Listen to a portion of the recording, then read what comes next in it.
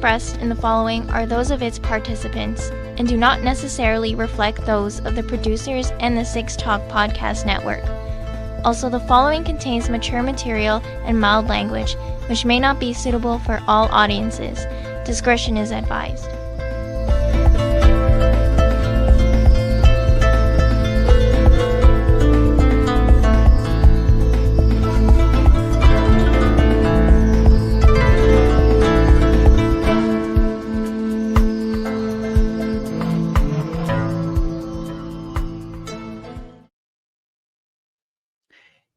You know, we were planning for this to be a Sunday morning thing. Instead, it turned into a lunch hour thing. How's the new computer, James? Finally got it loaded?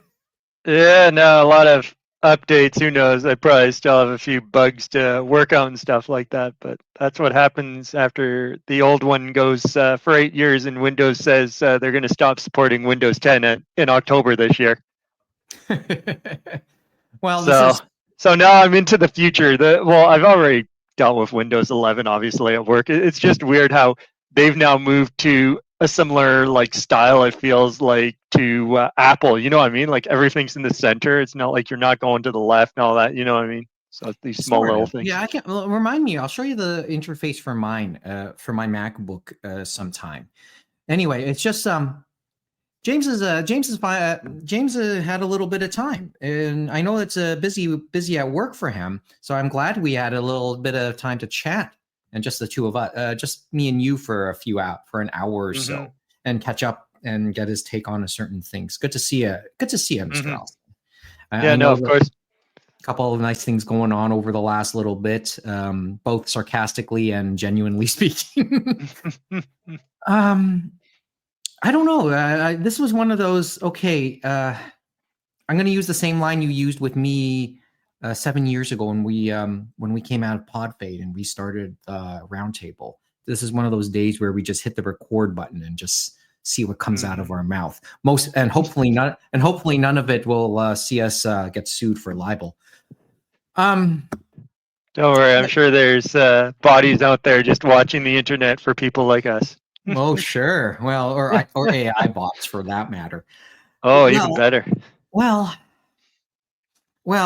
So we just decided to Space Heater chat it up just before the end of the month. We've long met quota. Yes or no? Do we include the Twitch streams as towards quota? Those are long things, by the way, when I do them. I think they're their own things, right? The video game, the Yakuza journey you've been talking about for many a year. Yeah, I'm just glad to finally start the next part of that.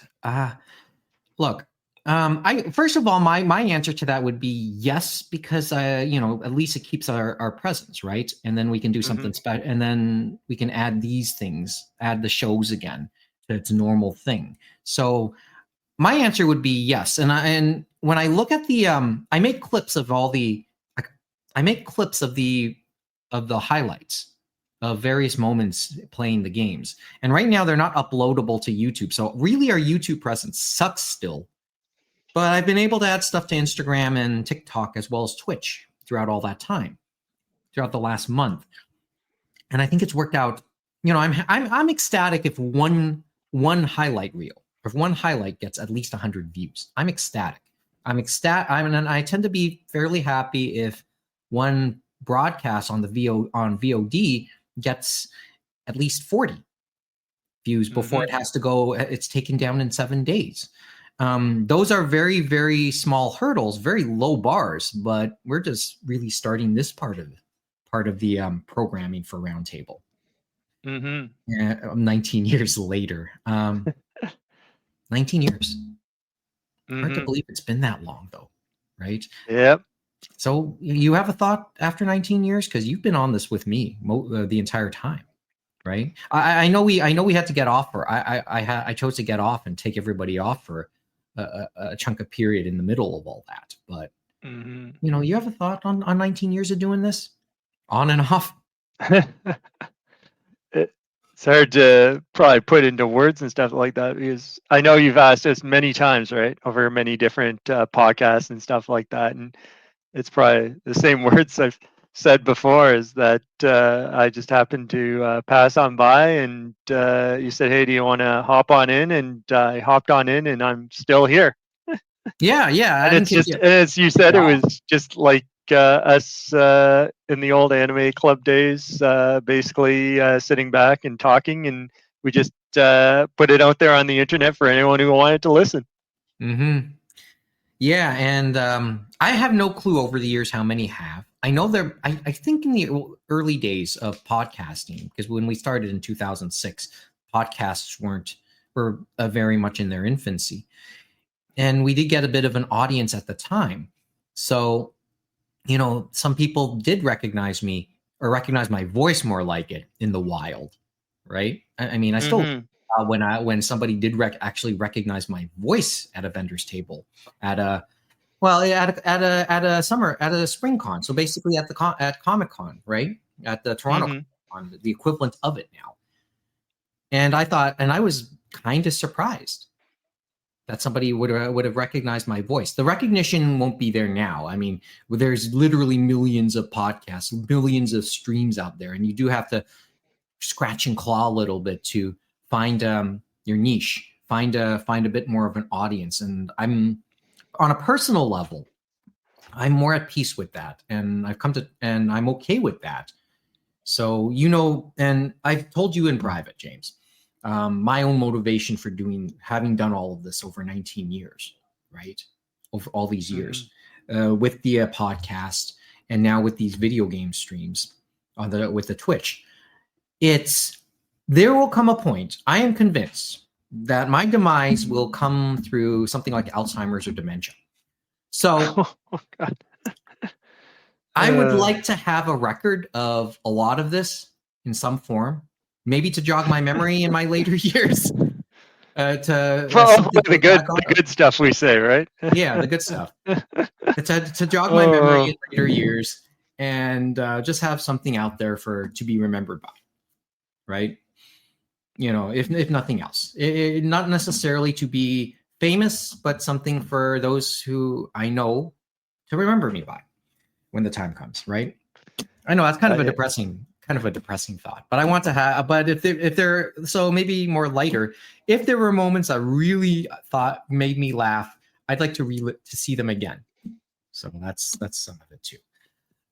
As you said, yeah, lots changed over 19 years. How people edit podcasts, how people probably get their podcasts. Because think about it, people 19 years ago when they were finding us and doing version 1.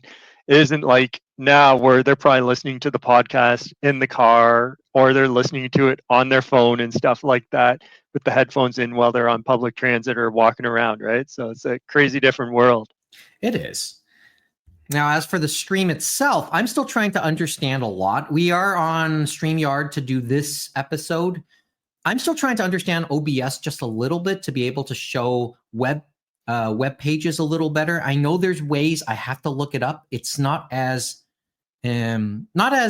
intuitive as something like StreamYard, but of course there's a way, and in the end it's probably still quite simple, but it's still a way that has to be learned in my case. Mm-hmm.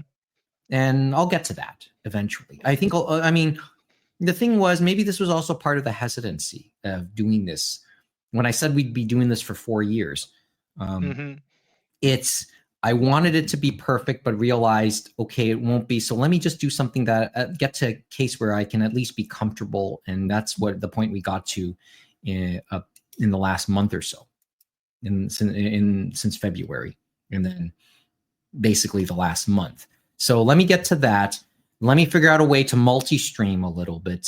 Because the video game streams the live versions are exclusively on Twitch. I will put up the archived version of those onto the YouTube channel at some point, because they are archived. I've kept them, and I do have to put them somewhere before they completely fill up my computer. On the topic of getting new computers, congratulations on yours, by the way, James. I do have to. I am seriously considering another laptop now, just to strictly dedicated to this podcast and the stream, strictly dedicated to Anime Roundtable, because just get a larger capacity computer with good enough capabilities to stream as well. Because maybe I should it's a separation of work and play. Well, yeah, maybe work. That's probably one way to put it: work and play, because well, the podcast is a bit of work and play if I end up playing a little bit, right? And this is more fun than anything, and something I really enjoy doing. And then just separate this computer as my regular work stuff, because I am because on a personal level, that I'm doing other things right now while in my own professional purgatory. So anyway, but on that note, and then we'll get down to the actual talking shop and the rest of the show and the rest of the your takes on the rest of what's been going on out there in terms of the anime and video game world, anime, manga, and video game worlds. On that note, just off stream, and I mentioned this a couple days ago, I think on Wednesday or maybe Monday.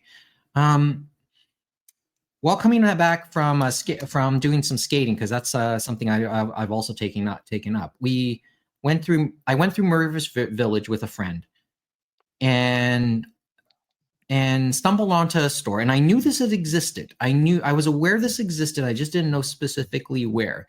There is an anime shop in Koreatown that opened up back in the fall called Anime Otaku Hobby, and I knew it had existed because I just knew it existed already. But I'll tell you, and I have to kind of go ahead a little bit, and then I'll reel back as to how I know about the store. But I decided to stumble into it on Monday afternoon, and went upstairs because it sits on the third floor. And if you know the Koreatown, like there are two. You can arguably say Toronto has two Koreatowns. One in North York. Sadly, that's where the van incident back in 2018 happened, and we've talked about that before. The other one is the one that's always existed, and that's in more closer to downtown. I guess the annex, you could call it. Between on Bloor Street, between Christie and Bathurst, basically where Mervish Village once, Honest Ed's and Mervish Village once stood. So you go to that area, and so that's where this little store is. And I hobble inside, and I see two figures who I've known for many years, for as long as I've been a fan in this, and that's we're dating back to the mid to late 90s. One of them I hadn't seen in more than 20 years. One of them I hadn't talked to in more than 20 years. That predates this podcast. But if I on the topic of inspirations for this podcast, it was conversations with people like him that inspired this show. So after recognizing each other again after more than 20 years, basically our conversation. I was going to say, was there a bit of a moment before you guys recognized each other when you heard the voices? It was more on him because he's older. But I did recognize him, and after 30 seconds, our conversation basically started where it left off more than 20 years ago. Here, let me show you. And I learned that this is a family-run business, and they're helping out family. These two guys. So great. As I said, I would say it's a nice little store. Let's just quickly show that right now.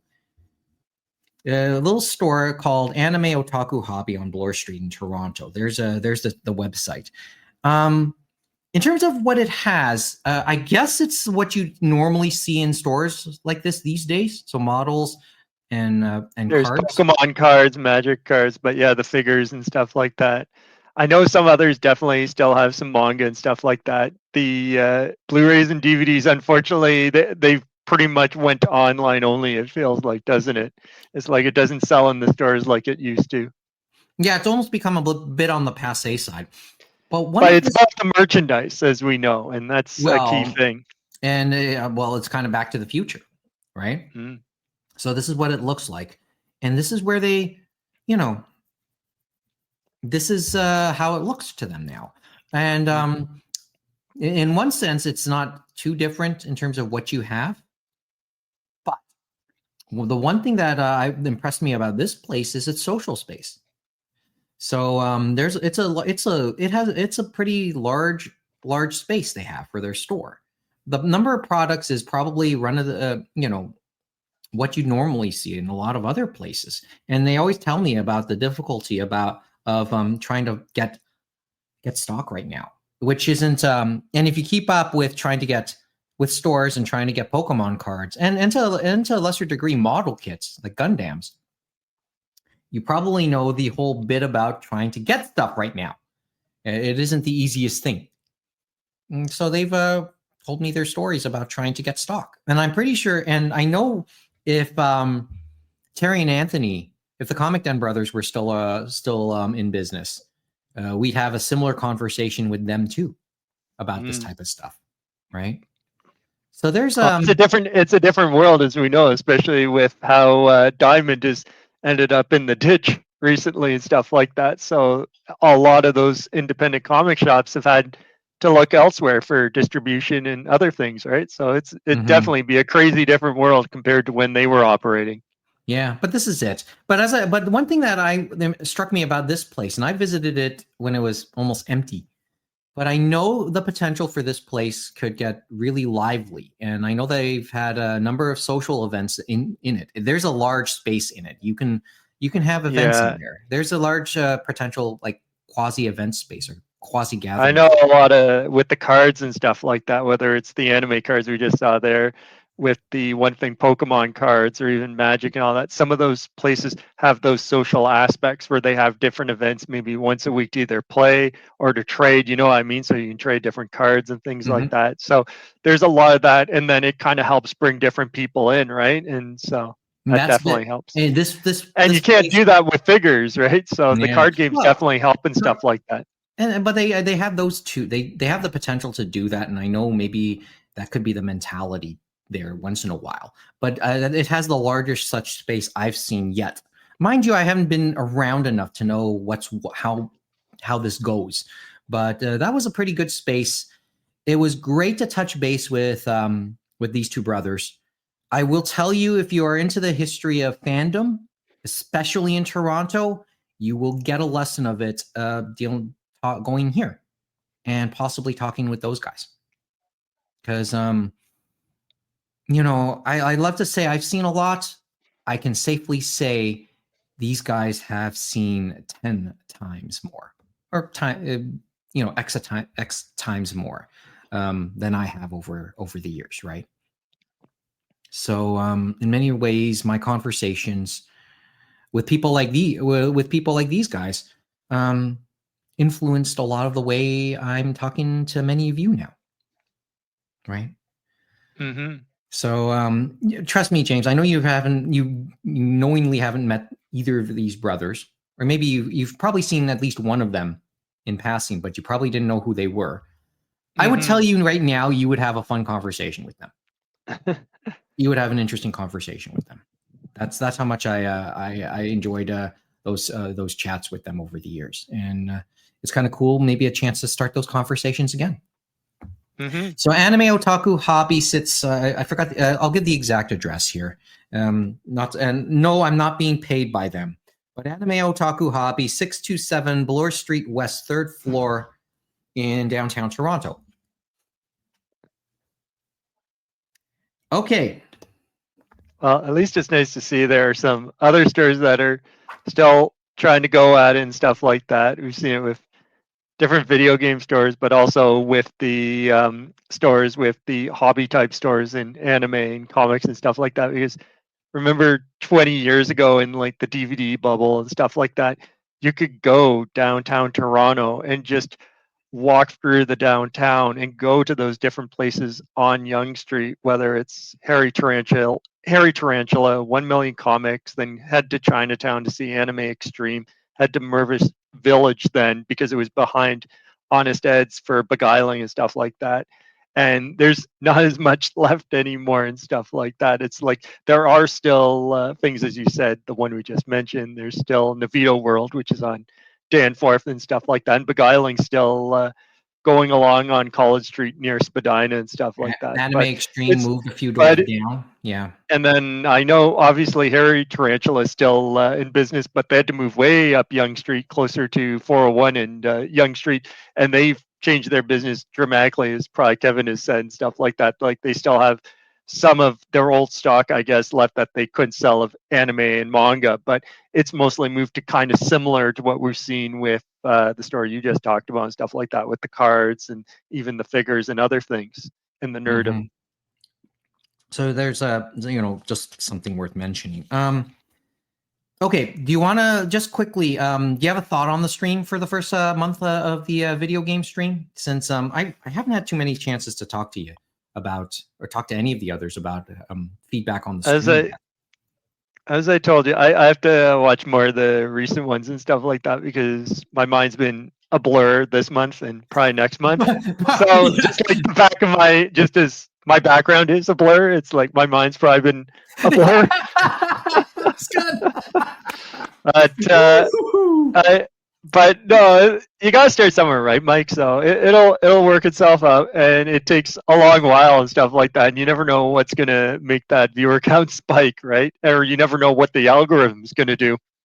Yeah, at least you don't have to worry about the adpocalypse that all the other streamers are worried about, whether it's on YouTube or whether it's on Twitch and stuff like that. Okay, adpocalypse. Okay, maybe I'm not familiar with it because I've never had to depend on it. When you say that, like, what's the best way to summarize it in 5 minutes or less? Well, what you're looking at is the bigger streamers and stuff like that. Probably one of them makes a comment or does something off color or whatever. And then basically what happens is, remember, the people that are going to Twitch, YouTube, or whatever, these advertisers, they don't get to choose where the ads go and stuff like that. It's like, okay, you're selling us ad space. We're putting these ads on there and stuff like that, however many seconds or whatever. And they're just going out there, and they could appear on, well, obviously you can set in your settings, right? What ads you want to see and things like that. And depending on if you're paying and stuff like that, maybe you're ad free in that. But for the ones like myself that are just going on there, it's like whatever, I don't even do anything to my settings. Whatever ads are meant for our region, they just get sent to me and stuff like that. And these are big companies and stuff like that, and they have a brand image and stuff like that. We've talked about that many times before. And say one of those big streamers decides to go off and do something crazy or talk about something crazy, whether it's one side, the other side, I don't know, maybe it's up or down. They the advertisers are going to be like, wait a sec, what's going on with your platform? It's like, we don't associate with that type of stuff. We're going to pull our ads and stuff like that. You know what I mean? And they're going to take their money somewhere else. And we've seen that, well, Twitch, I think, well, obviously YouTube has had it with many different creators over the years, and they've gone through ebbs and flows, right? And Twitch is probably, it's hard to say whether it's kind of happening now a bit too, and it's happened recently because of Hassan Piker and stuff like that.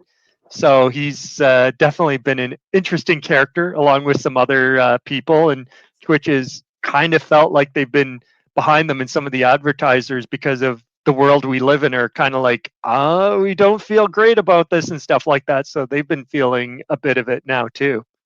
But it's ebbs and flows, you know what I mean? Right now, it's probably a few other, a few issues, I guess, so to speak. And I guess the attitude I'm taking is, I'm Mr. Wendell. I'm not dependent on anything in that sense. Yeah, which is nice. But yeah, it can come from either end, and you never know what event in the world or what thing someone's gonna say, and then it's like a bomb goes off, and then the advertisers are like, what's going on? It's like, so some of them start to pull back and stuff like that, and we're talking about those multi-billion-dollar companies across the world that some of the ads that they could probably put anywhere in the world, right? And they don't know where their ad's going to show up. And it showed up after someone said something quite offensive or something like off color and stuff like that. That would be a worry for them, right? Yeah, I mean, ads come up automatically. Having watched a few streams, they come up fairly automatically. And I think it's up to also content creators to be able to, vary the frequency by which they happen. Because I was looking on and it is on both sides. So I think some of the ads can be controlled by user and by the creator and stuff like that. But and maybe about what ads they could have there and stuff like that. I mean, maybe some of them may be a little more mature and some of them may be for a younger audience. But at the end of the day, for more of the general ads, they're going to get through probably any of them, right? So they're the ones that would be getting the money to Twitch, to YouTube and stuff like that. And if they start pulling out, and who knows when they're going to come back? Yeah, they might come back, but you don't know how many months or weeks it is going to be before they feel comfortable coming back to your platform. On the note of ads, okay, and now this is the segue I'm looking for. Maybe a distant one. You have have you kept up with the Fuji TV Masahiro Nakai scandal?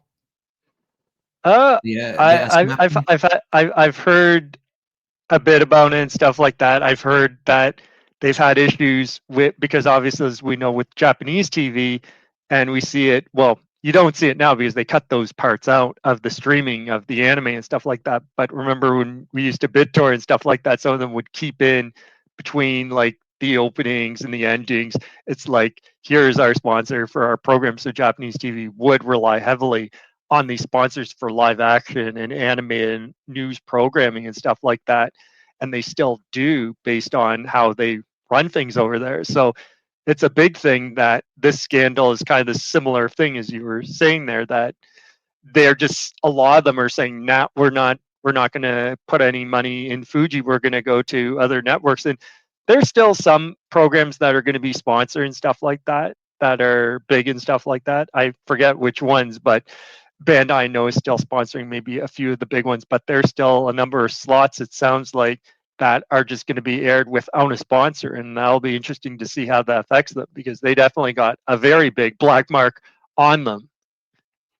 So do you think, as I said, if you heard the angle I took on it, was the one that fascinates me is Fuji, out of all the networks, is probably has the biggest one of the bigger international footprints outside of Japan. And I know that statement is just redundant, but. And some of that a lot of people think about is, I guess you think about Iron Chef and other things, and then it just kept rolling and rolling. You know what I mean? Midnight Diner. They are having a bit more of a Netflix presence these days. So, and talk on the topic of other scandals. Terrace House was a Fuji series, and it was one of their bigger ones that appeared on Netflix. And honestly, a scandal took that one down after I forgot her name, and I should remember, because who could forget what happened to her? And I feel bad about not remembering now, so I'm gonna look that up, because I really have to look that up. Hana Kimura. Yep. And how could I forget? And the incident. Sadly, I forgot her name, but how could you forget the whole thing? How could you forget? Period. You know. So, and that one, went into the streaming. Like this one, it seems it is contained mostly to Japan and to the actual Fuji station terrestrial and the advertisers there. It's hard to say what's happened to anything they've made in, with partnerships internationally with streaming and stuff like that. But the other side is, if they don't exist, then what becomes of these deals? And people think this is it's serious enough that it could affect the very existence of Fuji TV or of the company, right? Because as we know, a lot of the bottom line comes from the domestic market, and at some point, and let's think about it too. Like, yes, Fuji is probably the first domino, but as we know with the Japanese entertainment industry, I'm sure there's some other things in the shadows that other networks and other places have maybe similar things that they don't want getting out. And so they better be looking out, right? Yeah, they probably should try and they probably should put out those fires now while they're still just a simple match or a candle before it hits the rest of any real kindling, right? Yeah, take a look at the playing field and maybe take a look outside Japan and see what the best practices are elsewhere in the world. You know what I mean? Because there's probably definitely room for improvement on the kicking and screaming side. But yeah, there is definitely room for improvement. But kicking and screaming sometimes, that's sort of it. And we've talked at length about how parts of Korea, other parts of Asia seem to be more embracing the international. And Japan has been the most hesitant, even though it had the most potential. Now they're doing this, and now they're playing a little bit more from behind. And I say that in terms of relations to the music industry.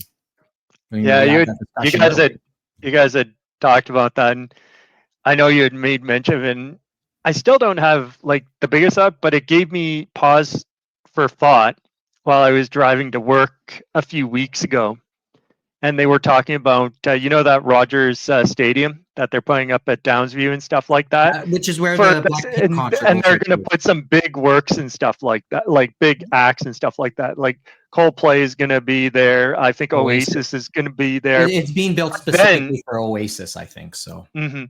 But there was another one that caught my attention, and they were talking about it, and it was a K-pop band and stuff like that. I think it was. It was Yep, Blackpink. Blackpink is set And for so that. there were a lot of angry people because supposedly they had one show, and with Ticketmaster and all the things, getting tickets and stuff like that. So some people were paying like a lot more, having to go to different seats and that. And then I'm not sure if it was days later or a week later or whatever, they added a second show, and the tickets were less, and people could have sat with each other. So people were, to say the least, very unhappy. So that's what they were talking about. But it made me think about what you were saying with J-pop and what the one producer was saying, and that size of venue, right? Rogers Place, that the K-pop acts can play in, right? In Toronto. And I'm thinking, we've had obviously J-pop acts come to Toronto. They played at Queen Elizabeth Theatre and at some smaller venues, and even at Anime North and stuff like that.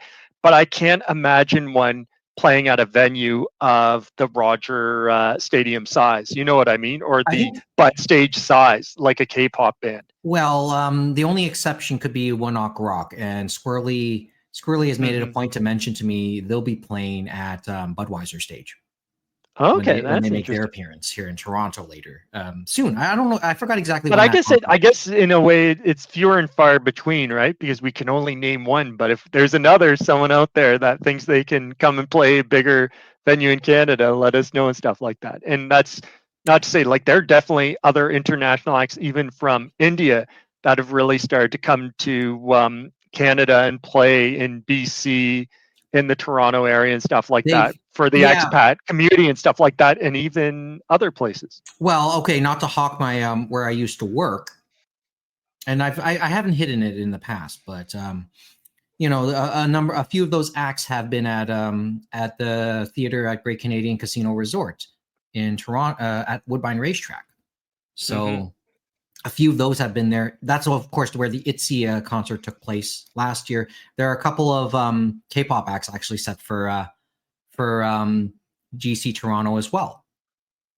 So that's maybe worth mentioning. And if you want to let us know, there it is, animeroundtable.com. Other than that, like I did hear at the end of the last episode, were you guys planning to kidnap Neil at some point this year? It sounds like. Well, we'll tell you the story later on. If we're able to pull that off, we'll tell the story.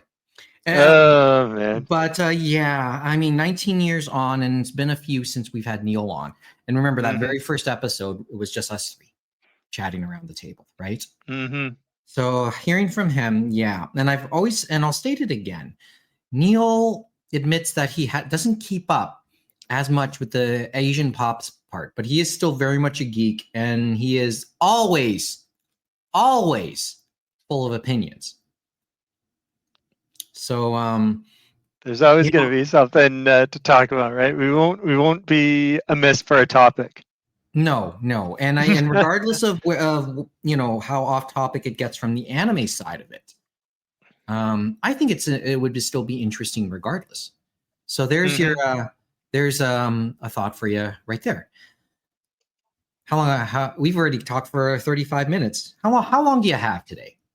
I got a little. I knew it's probably going to be a long one, because especially after we get to the final part. Well, I mean, we talked for so, like, when to the listeners out there, whoever's to those of you who will be listening to this, and I know watching right now, I know there's a couple. James and I, when we chat, we can end up chatting for hours. The only thing that's missing from our conversations is a recorder. So we're recording this, for my deathbed. So don't worry. It's like by the time we finish this one, you're probably gonna need to listen this if you're doing a drive from Toronto to Vancouver or something. I don't know. At least Niagara Falls or Windsor. Or Windsor, yeah, that's probably a better analogy, because Niagara Falls is roughly an hour and a half, I think now. Windsor is probably a better apt way to put it. Anything else we want to go with that? You didn't see the Gundam movie or Colors Within, did you? No, I did not see those and stuff like that. I haven't seen much of movies and stuff like that. I know you guys were talking about the Oscars as well and stuff like that, but didn't really watch the Oscar. Haven't watched many movies, and some of it is just how they've changed since COVID and stuff like that. It doesn't feel in my mind like I can just go walk up, get a seat, and walk into the theater and stuff like that. For some of those, yeah, you could, but you're still choosing your seat and stuff like that. You know what I mean? And I know why they went that model and things like that. But it definitely, and the other thing that feels is how many people, like actual people that they have, where instead of going to the panels, you know what I mean? The self-serve to get your tickets if you just want to go and walk up, right? Mm-hmm. There's not as many of what they used to of just the cashiers and stuff like that. They probably might have one if you're lucky and stuff like that. Well, in the movie theaters? But yeah, and with the cost of the movies and stuff like that, since I don't go that often, it's like, how much is it worth it for me to basically go there and stuff like that? And the other thing for some people is they probably already have the setup, like technology's improved so much that they have a good enough setup in their own mind that they're like, you know what, I'm just going to wait. And maybe either it used to be you might buy the DVD and Blu-ray, but now it's probably they're renting it from the Apple Store or Google Store or something like that to watch it that way instead of the Blockbuster and Rogers rental. Back in the day. Colors Within, I think, is already now on digital download. So yeah, it's a lot quicker for those digital downloads and stuff like that, whether you want to rent it or you want to quote unquote own it, so to speak, which means that until the technology whenever they decide, right? You don't get to have it. Yeah. Which one day may happen. You never know. Pay full price anyway, right? And that happens in the video game sphere now and stuff like that. It's like people are we want to. It used to be, it's like, oh, we can just give you a bit of a discount. Now it's like, no, we have to keep it the same price. And it's like, but there's a difference. Like you had to store things, you had to like send them through. You know what I mean? Send it through the process compared to the digital and all this other stuff. It's like I know some people don't see the value, but I'm like, there's less value in that digital version than having that physical version that they actually had to make the product and me physically having it in my hands to put into the device. You know what I mean? Yeah. I mean, I think, look, I guess my defense of the digital part, and because I actually respect this argument, it's just part convenience, part laziness for me, right? I just can't look around as much anymore. So yeah, the Like a Dragon games that sit are actually sitting in a PlayStation account virtually, not on an actual disc. The good news is may or may not be a bad thing. The good news is at least they carried over. You know what I mean? So it's luckily they started that thing with reviving Yakuza in PlayStation 4, because remember PlayStation 5, yeah, it's backwards compatible, but just for PlayStation 4. Mm-hmm. Yes, and that's for digital and physical. So yeah, and I can play my PS4 games now on 5, and maybe that's a thing, and maybe that a certain type of backwards compatibility will be a thing for a little while. Okay, yes or no? Because this came up in the stream from one of our new from one of the new followers from Friday night, and I want to get your take on this. Mm-hmm. Did the Yakuza series save Sega? No, I'd say no. That's just hogwash. Like in realistic terms, like they tried. And remember that first Yakuza game, they actually had Mark Hamill, they westernized, like they really wanted to make it as big as they could and stuff like that. It just did not work out. What really saved the Yakuza series is Sega buying Atlas. So Sega buying Atlas is what saved the Yakuza series, because remember, once they when bought you say Atlas and stuff like that, they were doing the different Atlas games and things like that.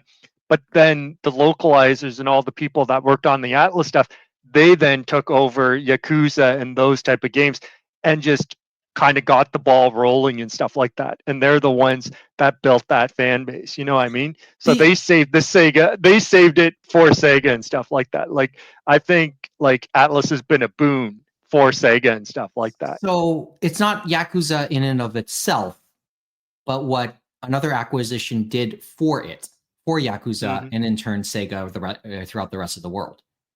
Yeah, like That's they got the impression I'm very getting. lucky, because remember, Atlas was part of Index and stuff like that, and they had their whole big scandal with the accounting scandal with that head honcho and stuff like that. So he was forced. He's like, okay, we have to get rid of this and stuff like that, because it blew up very badly. But no one knew where like Atlas, like they were like, we don't know where we're gonna. Anyone could have picked them up, but luckily Sega picked them up and was able to bring them into the fold.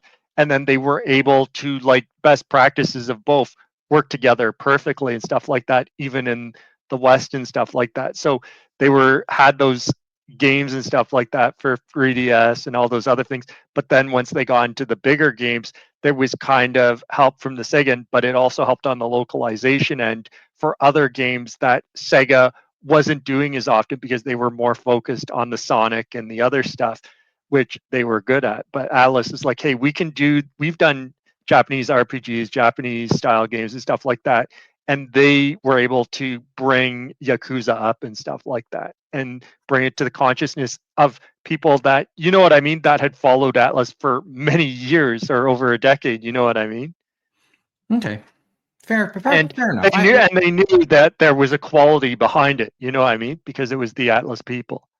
And even though Atlas isn't on the box, it's Sega obviously is on the box. It's like knowing that there is that quality and stuff like that, that they're, you know what I mean, commingling and stuff like that. It's not like they're separate parts of the same company. It was great to see, and to help give life to Yakuza outside of Japan was fantastic to see, and to go back to those older games and even redo them and stuff like that. So yeah, okay. So the answer to your question is okay, maybe, but there's a little bit like Yakuza, not in and of itself, just something, but another player that probably really did it with Yakuza, among other things. Because Right. remember, they definitely tried, because you had it English dubbed and all that with the first one, and then I think it was the second one, they didn't even dub or do anything. They just released it as Japanese subtitle and stuff like that, and it didn't feel like they could make any headway. And it wasn't until it feels like PS4 and Yakuza 0 and stuff like that where they found that headway, and that was Atlas helping them out from there. And then the ball just really got rolling, and just you started seeing all these Yakuza games just come out one after the other. It's like, where were all these games? It's like, well, because some of them were from before and stuff like that. Basically, the Dragon Engine era. Sounds like. Mm-hmm. Mm-hmm. Anyway, but I thought I'd lay that thought because somebody one of the viewers in the stream made me think about that. Brought up And that some of question. it you can think of too is last year with Metaphor Phantasmo. Remember, that was like their biggest game. It was like a celebration of Atlas. I'm trying to think, was it 1, 2, 3, like 40 years, or it was some ridiculous number, but they've been around since the late 80s. So, but it was a celebration of Atlas for that game, and it got a nomination from the Game Awards and from other award shows and stuff like that. And you could see like everything coming together for an Atlas RPG in that, and the quality that between Sega and Atlas coming together, it's like really been a marriage made in heaven, and it's helped both parties for getting those games out, for getting Yakuza out on the Sega side and stuff like that. And then Sega's still plugging along with Sonic on the other end and stuff like that, whether people like the games or not, whether it's in 3D or 2D. Well, yeah, but the movies have been doing all right. So yeah, the movie. Well, yeah, good. Better. I'd say better than Mario, but then again, it's maybe more about frequency than anything right now, and recency for that matter. Just going to acknowledge a couple people who have dropped in watching the stream so far, and they've been regulars on that stream, on the video game stream. Hero Harmony, Gabby the Rabbit, just saying thank you for just popping in for a little bit. Okay. 45 minutes and we haven't even gotten to what we wanted to on the agenda. This is so us. We're so on point already, James. Do you want to start getting to what we the pre-show plan? Sure, a bit of it. Did you want to talk about a bit of anime and stuff like that before we get back into video games? Yeah, let's. Oh, is that going to torpedo the viewer count? What can you do? What can you do, right? I mean, this is in the end the anime roundtable, so maybe it's okay to go there. Okay, so I know. Which one do you want to go with? Do you want to go with Animeigo, or do you want to talk Canadian? Why don't we do Animeigo? I know it's old, but we can talk a quick bit about it. Like they had done last month in basically February, one of their live streams and stuff like that. And there had been some announcements. Like I think the big one for a lot of people was the Blackjack complete OVA series and stuff like that. So that's now been rescued, and we'll finally get those 2 episodes after Osamu Dazeki's death, basically, as well, and stuff like that. Because Central Park Media originally released the first 10, and like these are like hour-long OVAs, and like it's probably the best representation of Blackjack in anime and stuff like that. It looks fantastic, like the animation, the music, and everything. You just sit back and you're like, oh my goodness, it's fantastic. So it's great Justin Savegas was able to get that for Animeigo. I know that the other one they had announced was obviously the older owners, Robert and Woodhead and his wife Natsumi had been doing Kickstarters, right? And so supposedly their final Kickstarter was going to be Vampire Princess Mew, right? And that's the OVAs, which they had originally had. But I guess they said they couldn't find enough things to make the Kickstarter worth it. You know what I mean? Like extras or things that would make people want to back it. So they just said to Justin, you know what? Why don't you just have it? And you can just, you know what I mean? Send it out into the world. So he said that'll come out later this year on Blu-ray, as well as the Vampire Princess Mew OVAs and stuff like that on Blu-ray for the first time. And those ones were from the late 80s, I think. So Nobody's Remy, as I know, talked about. Yeah, I think Justin had done that with Imagination, and that was like DVDs pressed on demand and stuff like that. So this will be a very good thing on Blu-ray for Nobody's Boy Remy, and that one's coming out in May. And then I didn't even know it, and they had said the same thing, is they're putting 3D glasses into that release, because supposedly it's one of the only series that and it's probably more the first part of the series, it probably has some of it in the last part, but not as much, but that they have, I guess, how they animate it, that you just have regular 3D glasses on. You know what I mean? That you had I kind of explained it a little bit, or at least my own observation about it over the years. And yeah, I didn't know that technology could have existed that far back. But 2 series that sort of pop to my head right now when we talk about this, and I think they use the same technology. There was an animated version. There was an animated take on what would Yogi Bear be like as a teenager, called Yo Yogi. That was a Saturday morning cartoon, I think in the late 80s or early 90s, right? And you had me curious, and now I'm not totally sure, so I'm gonna look it up. Wow. But yeah, I'm not sure I'm gonna see it with the glasses on. I might try for one episode, but all I know is Boys Remy, like thinking that you could watch some of that in 3D is probably painful to think, because it is probably just like Grave of the Fireflies, one of the most sad and depressing series you'll ever watch. And it's like, just as soon as you think, and they said on the stream too, just as soon as you think something good is happening for Remy and stuff like that, this nice French boy trying to find his mother and stuff like that, it's like, oh, everything's looking great, and then the narrator comes in and says, well, that's great, but guess what happens now? And then it's like, oh boy, here it goes again. We're going back down the hill. Yeah, the other series I was thinking was Boxmaster. So those two series were in the early 90s. And Nobody's Boy Rami. And really, those sequences were actually limited. So they weren't for entire episodes. So you had sequences in these episodes that would probably make the 3D worth trying, if not great, necessarily. So those are the only three shows I can think of that would have used that technology. I think they said they used it on a Super Bowl in the 1980s. Justin had said similar technology and stuff like that for a halftime show. I think it was like 1989 or 1988, I think, and around there. And it was like Elvis impersonators. So it was just wacky to think that. And that's probably online somewhere, probably crazy to think of.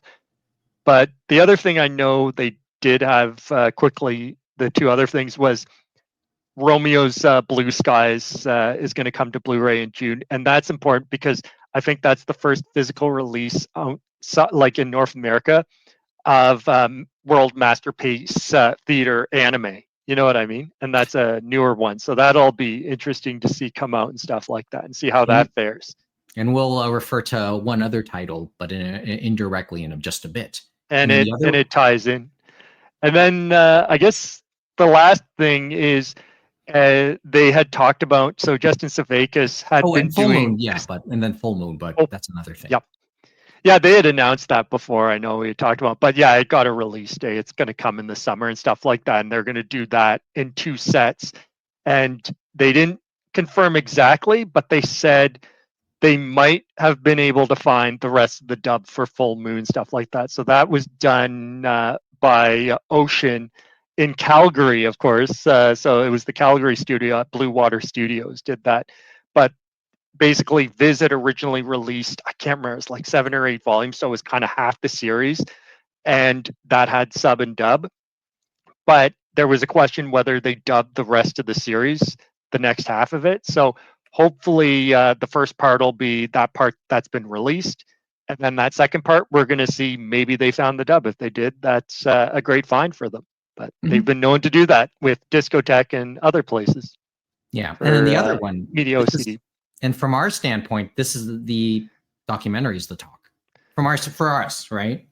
Yeah. So I know, Justin Savakis, I know on his Twitter, had talked about producing a documentary for anime like figures in North America, you know what I mean, and the English speaking world from like, you know what I mean, the 90s and the DVD bubble era and stuff like that. So he had taken like a professional crew and stuff like that to do these interviews with different figures and stuff like that. He even went to the UK and stuff like that. We have John O'Donnell right here, that Justin Savakis, and then you're seeing some of the different figures he got. But the one part he said he hasn't gone to Texas, so he hasn't done anything with Funimation alum or ADV Sentai alum and stuff like that.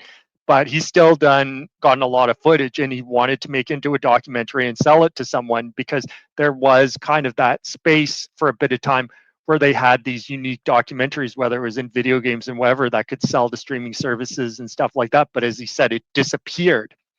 So in essence, and as you can see, so you're showing that first part of the documentary. Yeah. And so it is on YouTube. That's where they said they're going to put it on the Animeigo YouTube. And it's a good thing because as you can see, Nasu, this is the release they just released. And I'm going to watch this week, but they have a little ad for one of their shows. So it's a bit of that, but then they go into the actual interview, and there's a lot they put in like graphic wise to like give perspective and things like that we saw in John O'Donnell's interview. But the Nasu one, like looking at this is an incredible one from Madhouse, like in the early DVD bubble era. And this one was done, I'm just going to look at the thing right now, the back of my copy right now. This was Kitaro Kosaka, and he had done a lot of work with Studio Ghibli and Hayao Miyazaki as the animation director for things like Spirited Away and Wind Rises, and then he did Oku's Inn. So that one was interesting. But that was an aside. But yeah, as you can see, so Justin is right there. And so the first one, it is actually great that John O'Donnell is the first one to do it, because he gave some real perspective about the early 90s and stuff like that, about what the anime industry was about. This one's about 40 minutes, and we'll see what happens with the other episodes going forward and stuff like that. But 40 minutes, anyone can watch it and stuff like that on YouTube through Animeigo. And then what they decided is they're going to see if they can, it costs money to do more interviews, right? So what they decided to do is through the Media OCD website, through Wix, instead of doing a Patreon, it's through their own website where they set up monthly tiers. So if you do $5, you can get extra clips each month, basically that weren't in the YouTube video and stuff like that. So they're going to release another YouTube video this month to the general public, and then any subscribers at the $5 and above basically get an extra video and stuff like that, of stuff that was on the cutting room floor and stuff like that. And so for John O'Donnell here, basically he talked about censorship in the extra video if you were a paid monthly subscriber for Media OCD. And the other tiers was like at $10, they had that, and then they had some blog posts from Justin and others talking about what's going on, and then monthly stream where they just talk about how everything's going in the land of Media OCD. And then I think the one after the $10 US per month tier, they had like a $20 one, which if you want to go that route, that's incredible that you have that amount of support. But they said they are very thankful there. And I think the extra thing on that one was they're going to try to get some of their series on the website, and that basically you would be able to watch any of their series that they put up on their own website, VOD. You know what I mean? So video on demand or streaming. And hopefully it stays past 7 days. I think they probably tried to do that. But yeah, so you probably saw that at the beginning. It's probably good that we have it somewhat muted, but the title that they used for this one was quite interesting, because it's basically John O'Donnell, and he's talking right here about how it's first encounters for North America, you know what I mean, with anime and stuff, and where it got to where he was at 99, and trying to then distribute it to North America, to Canadians and Americans and stuff like that. And he was working for a very big company at the time, as he said, Sony. And obviously they had VHSs and they're doing all that stuff. And he was holding Betamax there. So yeah, he talked about Betamax and stuff like that. And so he was talking about, well, can we distribute maybe some of this anime or whatever? Because Carl Masick had done stuff with Robotech and all this other stuff.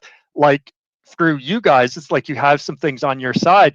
And basically they were not going to let him do that. But then when he went back, when he was Central Park Media and started this, they're like, okay, we'll let you have some of our stuff now. He's like, well, what changed? Well, he's like, well, we can't have it on our image, but if you're going to fail, then we're fine with you failing and stuff like that.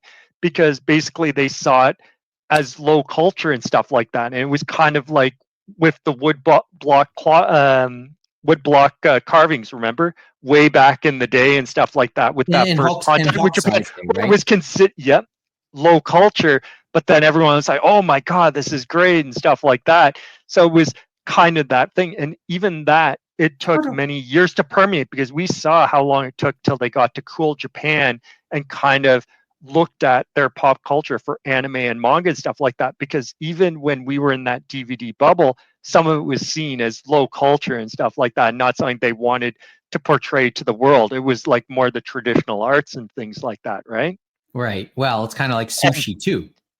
Mm-hmm. Street food to high dining, right? Yep. And then the other thing, so when we talk about that one, is he was talking about it. He's talking about the history in the first phase of anime and US TV, and we've talked about before with censorship and stuff like that. So when he gets to where he's getting some of that stuff and he's trying to sell it to those rental stores, to those distributors, right, in North America, and he had the connections because he was with Sony before and stuff like that. And it's obviously a different time and things like that. But he said, like, some of the people back then, like, thinking of their opinion, basically he said, oh, that's just that Japanimation or anime, it's like that's just that porno smut, right? And all this other stuff. And they talk about one of the first releases, Dominion Tank Police, and they had it in the video there, where basically the very first part, it's like you have the cat girls and stuff like that, and they take off their bras, I guess, to kind of entice the people so that they can beat the crap out of them and stuff like that. But yes, they take off their bras, but they still have a shirt and clothing fully on and stuff like that as they're dangling the bra from their hand and stuff like that. And they're like, oh my God, that's so pornographic. That's so terrible and stuff like that compared to what you think you could have seen in other places, even back then or now and stuff like that. Yeah, it's minor considering what you can easily see on the internet at the stroke of a key, so to speak. Yeah, but it is interesting. So they had to fight that and like educate these people and say, hey, it's like anime. Yes, we're selling you these cyberpunk, and some of them, yes, had violence and all this other stuff. And manga UK even leaned into it. Like they added swearing into the dubs and stuff like that to lean into it. So yeah, there was a bit of that, but then there was the other where they're trying to say, hey, anime can be more than this, and it took time and stuff like that to develop it over the 90s and the early 2000s. And the DVD bubble definitely kind of burst it through in a way there, just like it did for streaming and things like that. But it made me think too, Mike, since we were talking about the old anime club, how does that make you feel knowing that the turn of the century, you and me were showing porno smut at basically an educational facility of higher learning to consenting adults? Looking back on those times, but this is actually an interesting thought. It's okay. How do you like when I ran an anime club? This was the fine line I wondered about, right? This was, and I think you talked about it with Oldmo, right? About it was interesting. Was it Paul Delaney, the fellow that it was lucky his son was kind of into it, so he had an idea. But imagine you're talking to someone who doesn't have an idea, and you were saying you and Oldmo trying to say, hey, this is a worthwhile thing and club for people to gather in our community about, right? Mm-hmm. And I always say, and this is a very local thought, a very Toronto University thought. Old and Mohammed Abdul Hadi has appeared early in version 2. He was a key guy in keeping an anime club at York University, and then that club recently celebrated its 28th anniversary. So he was instrumental, but I always said it took he had to work a room, but it took people on the other end of the people he was trying to work, and we were lucky in that sense. Yes.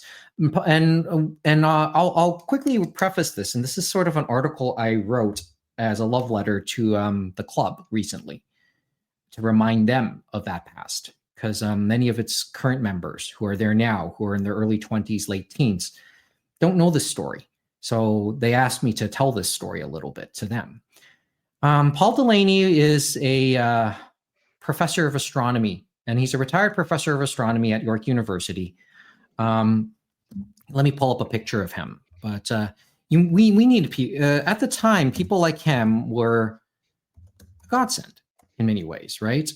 I'll show a picture. Let me just quickly show a picture of him according to Wikipedia, or at least when I Googled him just briefly. That's him right there. He is presently, according to this, still the director of the York University Observatory. And yeah, he had family who was into anime. So he gave us a chance. He gave anime a chance at York University. And, it was people like him who kind of understood, at least respected where the long term could be when it came to this stuff. So he didn't know it. He probably wouldn't have the greatest idea himself. He just knows there's more to it.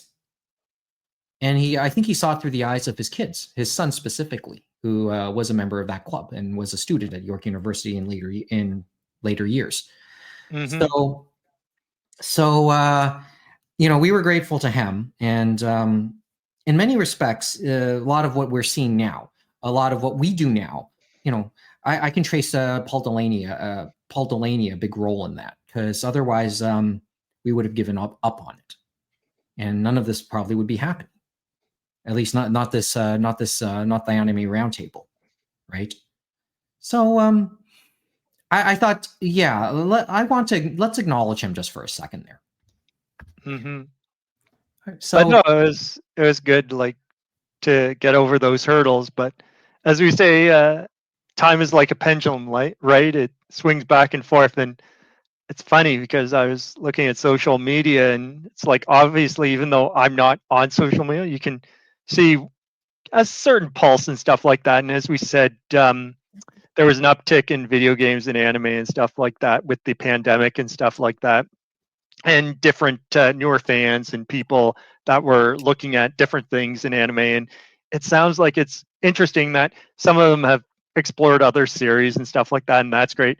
But then there are other things that, how we said Portos, but some of them seem to have that feeling once they go further away from the shonen series, what I mean, the popular series. And some of them are series that you're just scratching your head. It's like there was a discussion over Haruhi Suzumiya and stuff like that, I think a few months ago. And then it's interesting to see what they would think of something like Kawikaze or Strawberry Marshmallow or stuff like that, or just some normal slice of life series that have younger characters, you know what I mean? There's nothing offensive. It's just them doing normal things, you know what I mean? It's just Koikaze, I'm not sure, but yeah.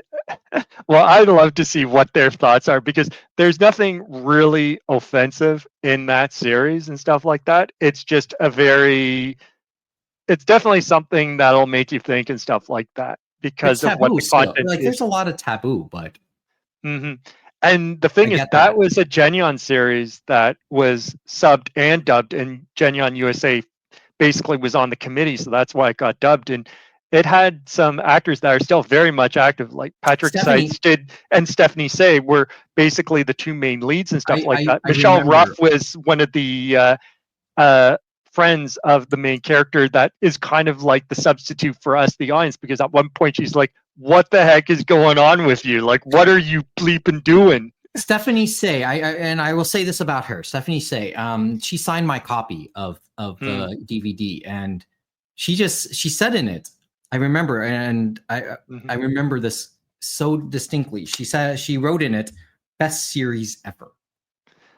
And I can see that. I can see that because I think I had talked, because Patrick Seitz and Stephanie Say, I think they were at Anime North one year, and I can't remember what they were promoting. That's where I got it. They were promoting. I talked to both of them there, and yeah, that's what they were promoting.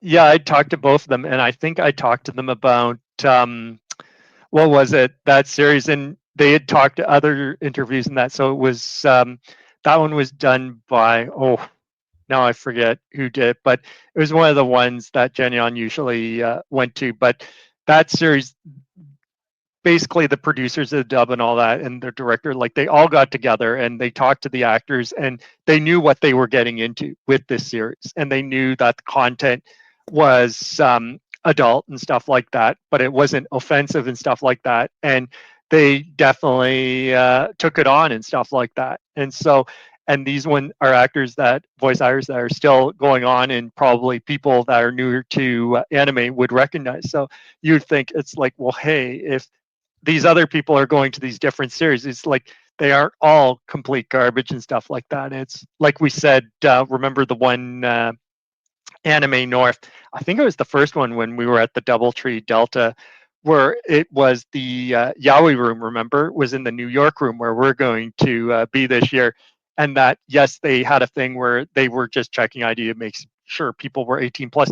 But there were some people that went in there and said, okay, this is very different, not for me, and walked down to a little different and stuff like that. But I don't think they said, well, this is the worst thing on earth and we need to get rid of it. I love telling that story. This story I always love to tell, because I was one night standing outside of the room while waiting to do our show in another room nearby. I saw three friends walk out, and they were just laughing. They were just joking. No, maybe not for me. No, but they weren't upset or anything. They just found it more, amusing and funny than anything else. Like and I'm sure that it's like, it was funny because I think I'd happened to give $10 a month to Media OCD, so I saw their last little stream and stuff like that, and I think they'd send and other ones like Justin and stuff like that, where they were. It wasn't like they were talking directly to this, but they were saying, yeah, there is more fans and stuff like that. Yes, some of them like. It's great if they want to stay in their lane and watch the show and stuff. That's great because hopefully those creators are able to go and create other things they may want to create, right? But don't negate everything else. And if you want to dip your toe and see what else there is out there, just give it a fair shake and stuff like that. If it's not for you, it's not for you, and you can go elsewhere and stuff like that. But as he said, it definitely helps that there's still enough people out there on the other end, that aren't saying it's garbage. That it's like, well, this is different, but I'm intrigued to see it. I'm intrigued to see where this medium had come from before, in decades before, kind of like when we started like 20 years ago, or 25 years ago, where even then, like, we were watching stuff from the 90s and 80s and it was all new to us and stuff like that. And it's harder now because of streaming, because it's not like it's all new to us. It's like, oh, that's old or something like that, and you hear that too. But there's still hopefully enough people out there that the pendulum, even though it swings back and forth, it kind of sticks to the mill to a degree over time. You hope. But there's that. Anime Business is on the Animeigo website right now, and the Media OCD website. It's on their YouTube. It is, if you are subscribed to them, like their Patreon type thing on their site, then you can get the extra content on their site. But go to their YouTube page for Animeigo, and if you go to the YouTube page Animeigo, you'll see it in the podcast and you'll see it in the videos. And there's only one episode with part 1 with John O'Donnell, and then I think Robert Napton is going to be the one they're doing this month, and I think Justin said that'll come by the end of March. Okay, and worth checking out there. But we were talking about all of what they thought anime was, right? And then we're going to talk about a series that is very wholesome and very un-anime-like, huh? Yeah, it's actually more Canadian. Or is it very Canadian? It's a very Canadian thing. Okay, well, I wanted to get your take. We wanted to talk a little bit of Anne of Green Gables for a little while, since we knew of the existence of the newest series of Anne Shirley premiering within the next couple weeks. Yeah. Okay, so I wasn't aware of a pickup until you told me. Crunchyroll has picked up Anne Shirley. So and so that was this week. They had announced that, because all of them are starting to announce their shows for the spring season, which starts beginning of April. Mm-hmm. But we had talked about Masterpiece Theater and how that not many have gone outside Japan, right? Some have, but through terrestrial TV and stuff like that. But Anne of Green Gables has been on Masterpiece Theater. It has been in live action in many countries across the world, especially with us here in Canada on CBC. So it was interesting to see Crunchyroll, as you just played it there, pick up Anne Shirley, because you would think there would be other people that said, you know what, this would be something we can show on Disney Plus, or this can be something we can show on Netflix for a general audience and stuff like that. So it's kind of different compared to the hardcore fan Crunchyroll would go after. And the other key thing that they had in there, so they in parentheses have if it has a dub and stuff like that. So not only is it going to have English sub and the other languages, it's supposedly one of the dubs they're going to have is an English dub for Anne of Green Gables for this anime adaptation, the new one they're doing, which is very interesting to see compared to other series that didn't get a dub, because it's interesting to see how they're going to market it to people or how it's going to perform. It's going to be an interesting one to see. Yeah, and it's an NHK series, so there's a lot of layers we can take to this, right? There is a lot of little layers we certainly could take. I'm just rewinding the little some of the bits so we can just show the quick teaser, right? There it is right there. Mm-hmm. Anne Shirley will premiere in Japan on NHK Education. That's what the E stands for. NHK Education on April 5th. Mm-hmm. We were talking about we've had different types of conversations with different people about the impact both on Canada and Japan here. Where do I start that? Where do I go first of all? We thought this would have been an interesting take for CBC to want to do. And for reference, Netflix was a co-producer of the last attempt CBC made to do Anne of Green Gables, Anne with an E. Remember that about 6-7 years ago? That series that only lasted one season or 1 or 2 seasons. I think 1 season. It was canceled pretty quickly. But that was the last. CBC had that last attempt. And then one would have thought maybe would they have taken a chance on this? So would they have tried to get this? And it's a public broadcaster, much like NHK was or is. So you would have thought they would have had an inside track to possibly get the rights to do this, right? It certainly would have fit the MO, but Crunchyroll, I guess. Places. Yeah, no.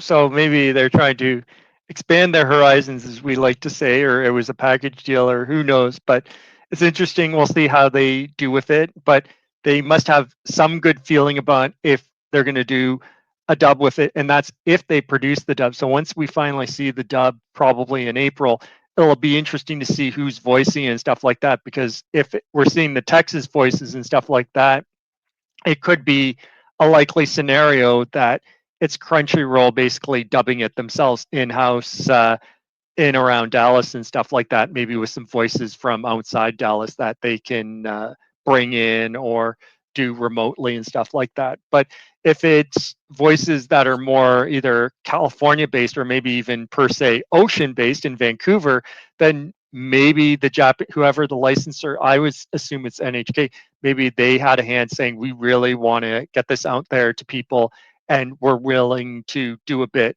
to get a dub there to help you guys out and stuff like that. And we've seen that from time to time. Well, I mean, and obviously one other group that's probably interested in seeing the success, who has an interest in seeing how this does, is Prince Edward Island itself, right? Yeah. And well, let me just let that run for a couple seconds. So, I was alerted about that, and there is some interest in seeing how this does in PEI, because tourism.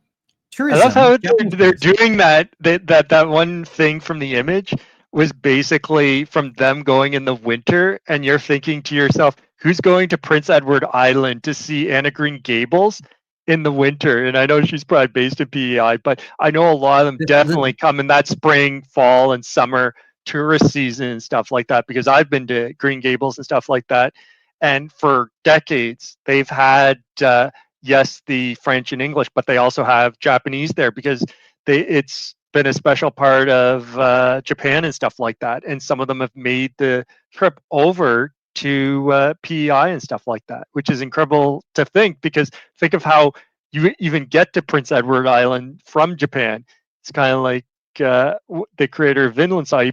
He came to Toronto first, and then from Toronto went to probably PEI and stuff like that. Well, he went to the Atlantic to go to Newfoundland. Yep. So well, no, he didn't go to. They actually did not go. They just went to Prince Edward Island. They did not go to Newfoundland, unfortunately. Even though that would have made sense for the Vikings and all that part, because that's Lanso Meadows have been a good spot for him. But the reason they went to PEI is a part of the story. They go to Prince Edward Island and stuff like that. So that's why. There's some of this, right? And maybe he had some of that because of the influence of Anne Shirley and Anne of Green Gables, as we know, that impact. Well, part of this, and it gets a little, and we can go on and on about this one. This could be another episode, but we're already more than an hour in. But it had me thinking a little bit more about the history of Anne of Green Gables in Japan.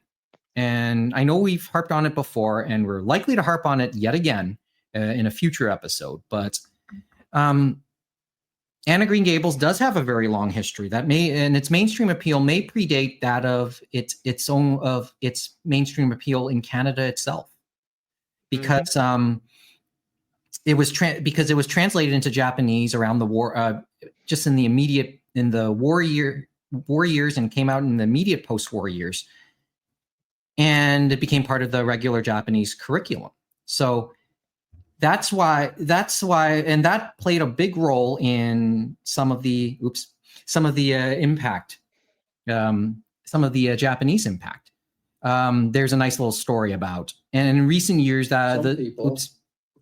tremendous. And in recent years, the translator has kind of come back into focus. A woman by the name of Hanako Muraoka. She was the one who translated Anne of Green Gables into Japanese, and her story has been told in recent years, both in the form of a drama, which was based off of a biography made by her granddaughter. Mm. So, and let me just quickly call that up. There it is. There's a copy of it right there, because that was recently, that was within the last couple of years, translated into English, Anne's Cradle. So this is the biography of the translator of Anne of Green Gables. And and I learned a little bit more about the history through other friends, and I hawked on the Friday stream about visiting about the Momiji Anime Festival or anime market that had been going on there for much of the weekend. Small admission, but a lot of the people who live there are Japanese seniors, and I know I know a handful of them have copies of the Japanese translation, and which they would have had in their younger years. So there's my yes or no. Yes or no. Anne of Green Gables was mainstream in Japan before Anne of Green Gables was mainstream in Canada, because, as I said, this was a thing in around the time it came out in the 50s and 60s. The translation came out in the early 50s there. I don't think Anne of Green Gables came into the public eye really in Canada until the mid-80s movie that CBC did. So there's this argument. But what do you think? Do you think that's a yes or no? Or I think there definitely could be a yes. It's just we never really thought about it, right? Because it was these things with literature, with music, with video games, with film and TV and all this thing. Sometimes you never know where you're going to find success, right? Or where that first taste of success is going to happen, because sometimes it's not in the home country, or it's not as big. It somehow gets bigger elsewhere, and then it kind of spreads in different ways, right? Mm-hmm. But there's Eri Marioka, the granddaughter of Hanako. And it's an interesting story, because she kind of rediscovers her grandmother, because she never really knew her. She passed away just not too long after she was born. Her grandmother passed away a few months after she was born. So she never really got a chance to know her grandmother. She kind of learned, in making this biography, came to terms about her and her legacy. But that's the fascination. And you'll read a little bit more about, and digging around a little bit more, I start to understand some of the success of Anne of Green Gables. And in many ways, Hanako kind of started to catch a wave in many respects with her translation, because it started to appeal. It was like the first, I wouldn't say first real salvo, but it was one of the earlier salvos in terms of what would become of the shoujo genre in many ways, right?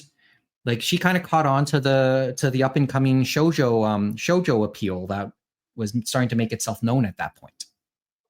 So, and as I said, it did enough to find itself in the regular curriculum in Japanese in Japanese schools, and that's why people are really looking.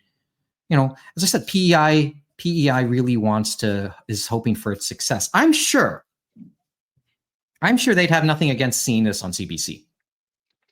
But it's something. The question is, where would you put it on CBC? Because remember, it's an animated programming, and so the question is, where would you put an animated program on CBC and stuff like that? Because it'd be hard to get onto prime time. As I said, the thing that would work in its favor, I think, was they would put it on GEM, which is their streaming service for CBC. But you did bring up that probably makes the most sense.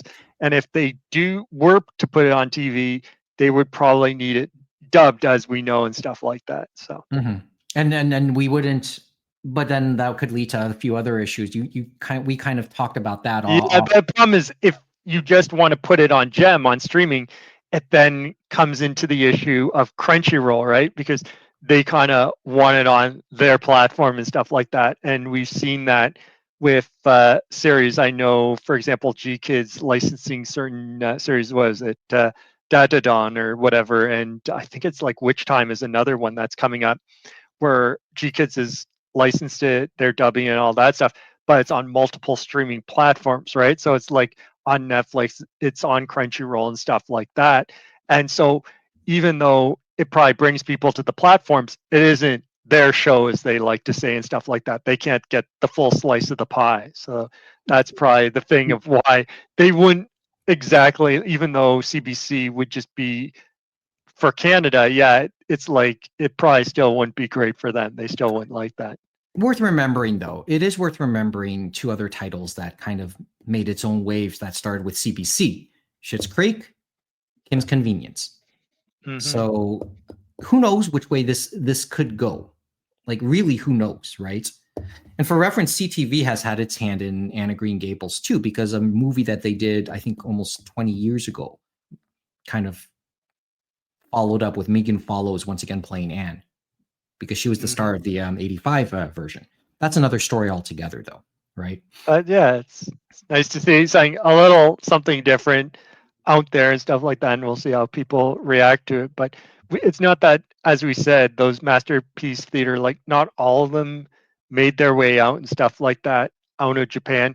And sometimes when they had different episodes come out of Japan, or different parts of the series, or other similar type series like those masterpiece novels and stuff like that they would animate as anime, sometimes they would work their way over in weird ways to North America and Europe, and it would be to either those public broadcasters. And sometimes I'm thinking of TVO has had some back in the day and stuff like that were Little Prince. Yep. The dubs the one were with the animals one with all the animals. Green Forest. Green Forest, yep. The Green Forest, and I don't know what the Japanese title would be off the top, but those are the two that I could think of. And sometimes, they would make them more North American, but some of them had come in different ways and stuff like that before. So hopefully this will be an interesting new wave, and maybe some people will take some interest in stuff like that, because it's very different from probably anything else you're going to see on Crunchyroll. It's not moe, it's not shonen, it's not shoujo. You know what I mean? It's shoujo-ish. I mean, it's shoujo enough because of where definitely.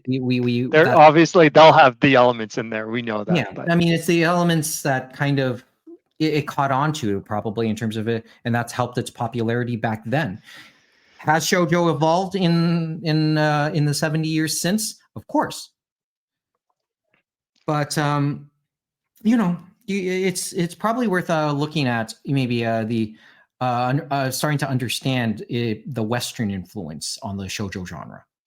Because now, having just talked about this over the last 20 minutes or so, there is Anne of Green Gables is as Western an influence as you can get into the genre, right? So there's something to think about. Hanako to Anne was the NHKA drama adaptation of the biography that was there. So I don't know if that's worth watching. There is a translation of Hanako Morioka's biography, as I just noted. I didn't know that existed until I looked that up over the last number of hours. So, and that came out in 2021. I would actually search for that, to be honest with you now. But that's kind of worth noting, right? I can put that beside the biography of Hokusai's daughter, which I have here, which is actually a Canadian author. So there's something to think about there, and we will almost certainly talk a little bit more about Anne Shirley before it comes out. And remember one other thing, and I always don't put this outside of the realm of possibility. While it's set for domestically on NHKE, let's see what NHK World decides to do, because it's not out of the way that they would put an anime on. Mind you, it probably would more likely have to be about food, because sushi and beyond, or Maybe about some Maiko historical Sanchi no significance, like Yeah. Kyoto, or Yeah, Maiko Sanchi no Makanai-san, Kyoto. Mhm. Yeah, this isn't as delicious. That didn't sound right. But there's a thought, and I'd like to see. I'm wondering if that's what we can look forward to, because the new season on NHK World begins in April too, right? So that could be something we could end up seeing, and it is set for 24 episodes, so we'll see what happens. So that's interesting. So that would be through the spring and the summer and stuff like that. So so into the fall, into October. Okay, that's a thought for later. As I said, we'll revisit it for sure. All right, so we're done with our two anime thoughts. Did you want to make mention of the last one about our friends at Crunchyroll and stuff like that, and their sister company Aniplex? Oh, because that's we talked. Yeah, we can mention it here, I guess, before we get into. Yeah, that's what we had talked about. Remember, we said like they want their own thing, right? To be on their own platform, control everything, the merchandising, all that stuff. We've talked about a number of times. So it was interesting this week too that Aniplex and Crunchyroll. Obviously, Aniplex has done their own. They have their own animation studio. They've done their own anime. They basically are now part of the family with Crunchyroll and Funimation, all that fun stuff. They did all the mergers and all that fun stuff. And basically, if you want an Aniplex series, obviously it's going to be on Crunchyroll, and they've helped with the dubbing if they want to dub and all that other stuff.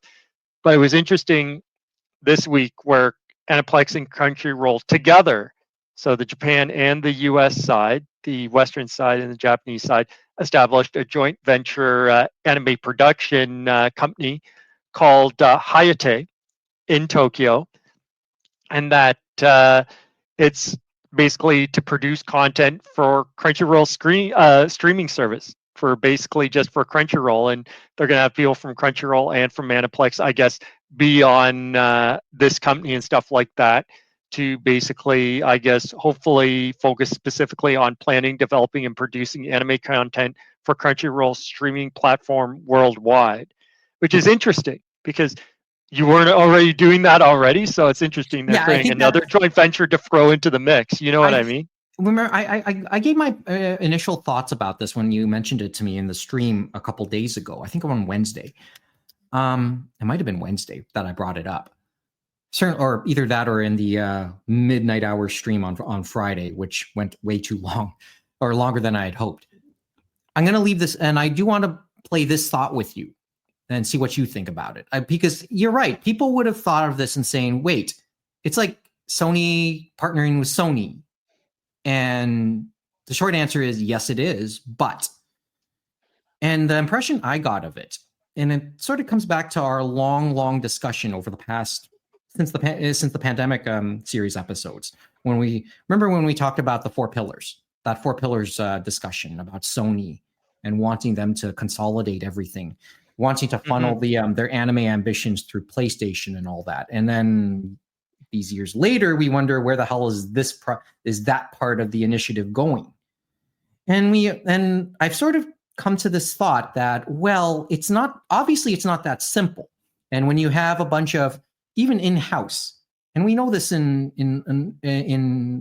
all companies, there's a lot of internal squabbles, a lot of internal discussions, things not necessarily being on the same page. That happens everywhere. That happens in every company. That happens in a lot of ventures. That happens in families.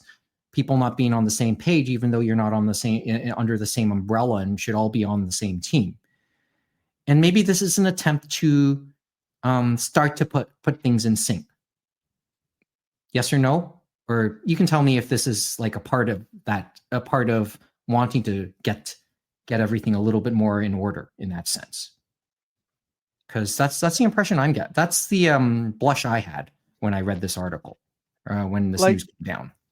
Like there could be some of that. There could be some of the background stuff we had talked about before with Katakawa and stuff like that, even though Katakawa still has its own destiny, is still its own company, and basically they didn't want to be taken over by someone outside Japan. So Sony basically has become one of their largest shareholders, basically to help them out, but there's still a benefit going both ways. Maybe this way they also might be taking stuff from Katakawa that they want and funneling it through here as well. It's another pipeline. You know what I mean?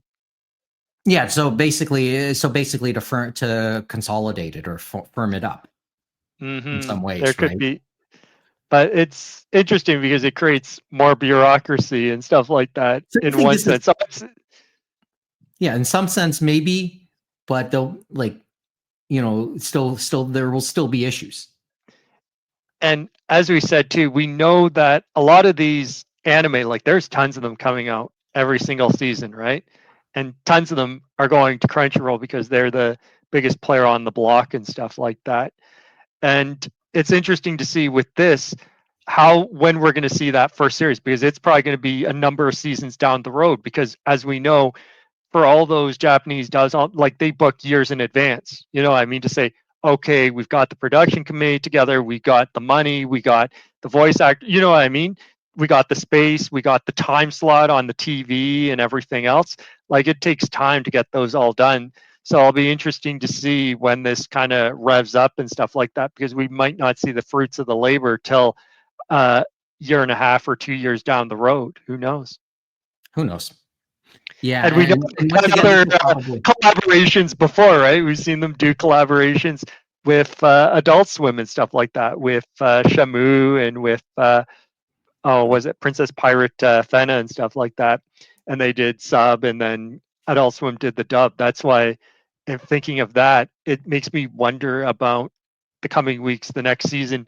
Adult Swim is doing Lazarus. I'm intrigued to see that series, if it's going to stream somewhere with Japanese dub and then English subtitles, because we know it's going to be in Japan and then premiere kind of similar time frame on Adult Swim, but just for the English dub. So it'll be interesting to see what happens with that. And that one's important because it's the same creative team as Cowboy Bebop and stuff like that, kind of going back to their roots with Watanabe and that.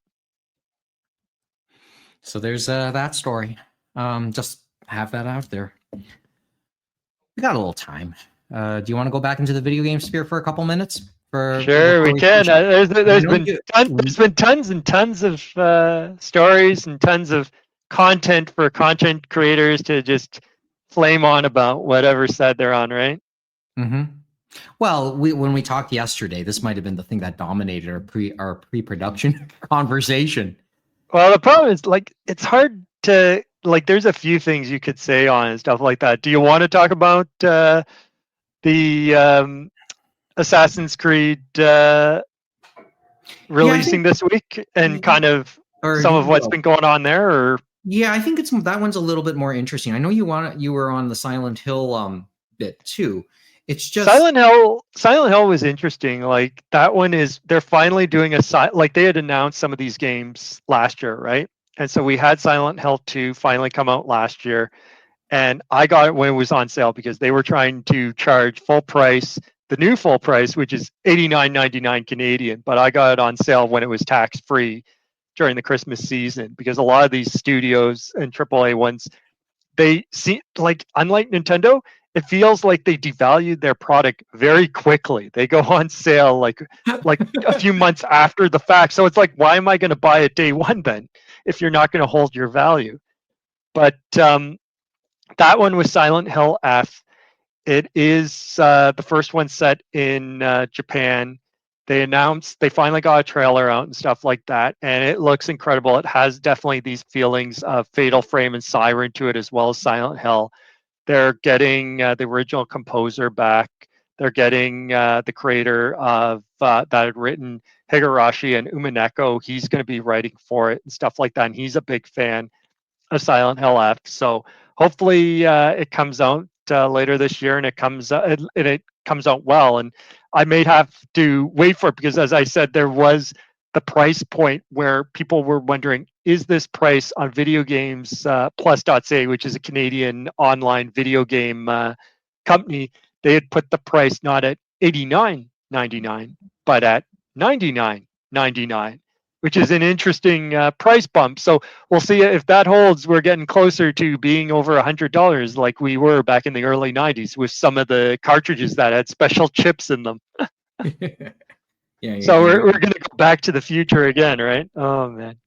back to But that one was interesting too. We'll talk about it another time. But they had an interesting warning about it, and I had read it to you and stuff like that. Let's see if I can find it very quickly and stuff like that. But it was just something else. And so there are different warnings that they've given out now, and that's fine. And we've seen it in movies and other places. And I think I told you, remember Ralph Fiennes, and then even another great English actor, Sir Ian McClellan, had talked about trigger warnings and stuff like that, and said, well, that's fine, but it feels like we've kind of lost the plot, like it's going like crazy over the top. It's like this is supposed to be a discussion between the audience and the creator and stuff like that, and they've probably seen some reviews, they've probably seen like, you know what I mean, got an idea of what this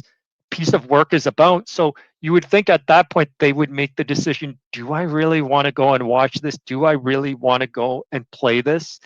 And so we do probably have an ESRB rating and all that stuff. And so that should give you an idea on the console side, but definitely PC side, on top of if they have that ESRB rating, if they have that, or the PAL rating or Zero rating, whatever it is, they seem to have these extra warnings.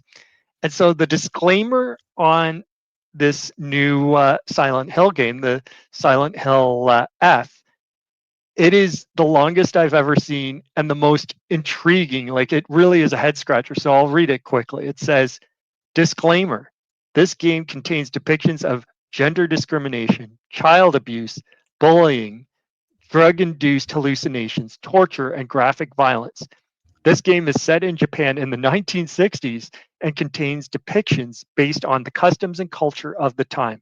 These depictions do not reflect the opinions or values of the developers or any individuals involved. If you feel uncomfortable at any point while playing, please take a break from playing or speak with someone you trust. And I'm just thinking to myself, it sounds like, oh my God, I just shake my head. I'm like, okay, you can have warnings. We have the ESRB. They're letting you know that this is a Silent Hill. This is a survival horror game. Like, if you didn't know this going in, I don't know what you were expecting, right? But it definitely felt over the top. Yeah, it's taking place in the 1960s. Like Umineko and Higurashi, they happened in the 80s and stuff like that. So obviously, yes, it's going to be very different to what we expect nowadays and stuff like that. And that one is interesting because we've seen that in Tezuka manga and stuff like that, and that makes sense. But in a Silent Hill game where we're probably expecting certain things, it just seems a lot of it feels out of place and stuff like that. Like, I think some people would see the preview, see the reviews, see the rating and stuff like that, and know that some of this should be there up front. You know what I mean? an overcompensate, perhaps.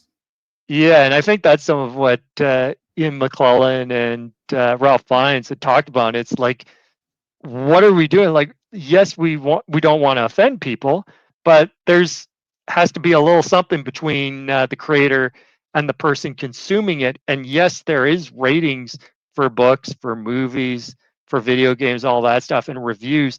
And a lot of people, I don't think they're going to go in blind just saying, hey, I'm just going to pay money and just watch this off the cuff. You know what I mean? I think they do a little investigation. It's just you need one. And yes, that is what happens. It's so weird in this. Everyone's worried about lawsuits. You know what I mean? In this world now. Yeah, I mean, we never used to think about way back then, but as you said, it only takes one, and everyone's worried about that one lawsuit that's going to bring them down. And it's like, have we really become that society? In some ways. I mean, it's just that there is this worry about throwing out the baby with the bathwater and not seeing the forest for the trees, whichever version of the whichever cliche you'd like to see. And I think this is one of those things, right? This is one of those one of those things where we just worry about accidentally doing both. And so that one, that was in their write-up and stuff like that at the bottom, but it'll probably be on the PC version, might have that if you probably don't have any settings set that you say, hey, I am adult, I understand what I'm getting into, but some of them may show that. But it's definitely interesting seeing a lot of those. It's like, okay, how did we get to this place? Because I had a pretty good idea. And it's like sometimes, there may be something that challenges me or maybe even offends me in a piece of media, but I have to digest that and say, okay, what's going on with this series and stuff like that. And sometimes I'll continue on and then it'll be an interesting experience. Other times, I might just turn it off and say, you know what, I'm returning this, or I don't care about this. Yeah, I think maybe that's part of it, because people are going to pay significant amounts for this. Could pay a good amount of money to. I know.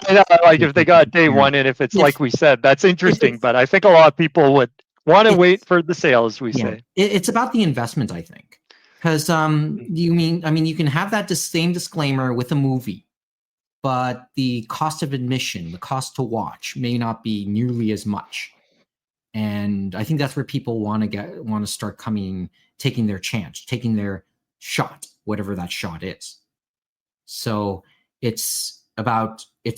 think that's part of where they are on this, or at least that's my impression. I may be absolutely off, but I just think about, okay, so what did the offended viewer just put in? And it isn't just time. It might be money, and that's what that's what a lot of these things always come down to. So maybe this is where why the seeming need for this disclaimer.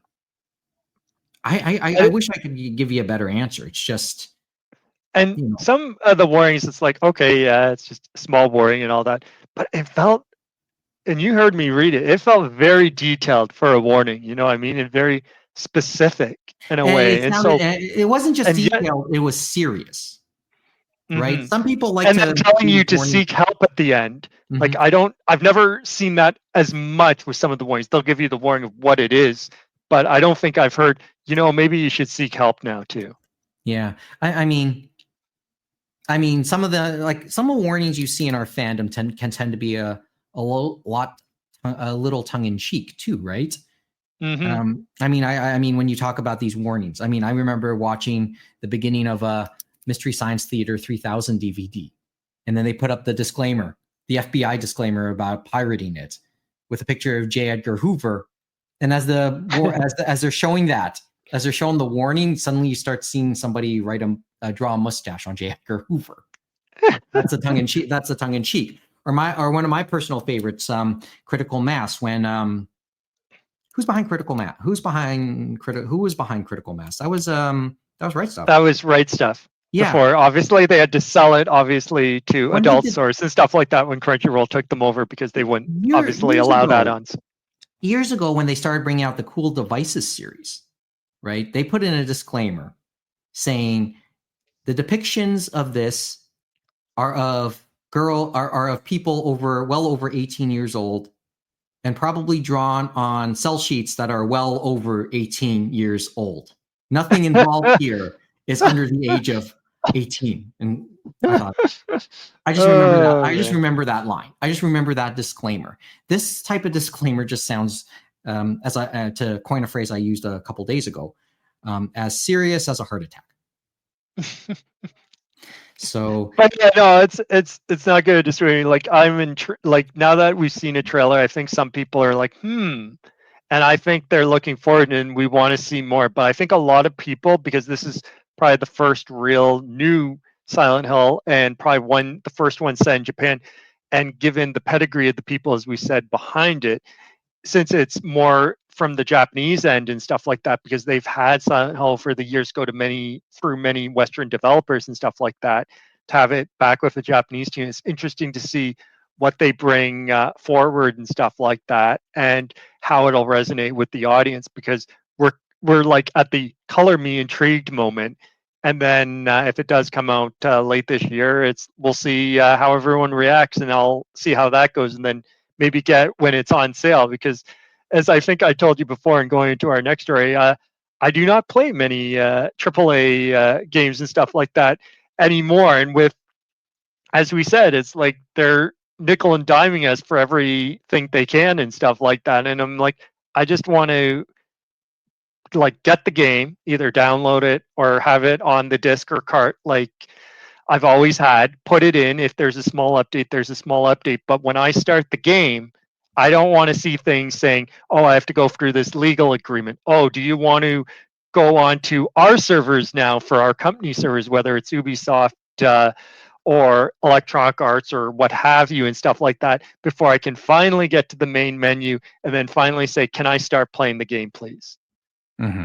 Because at least when I get, and yes, I am from that generation. Yes, I'm a Nintendo gamer and stuff like that. And yeah, I'm still playing Nintendo games and PlayStation games that have that Japanese feel from way back in the day, because that was my generation. But at least I know a lot of them.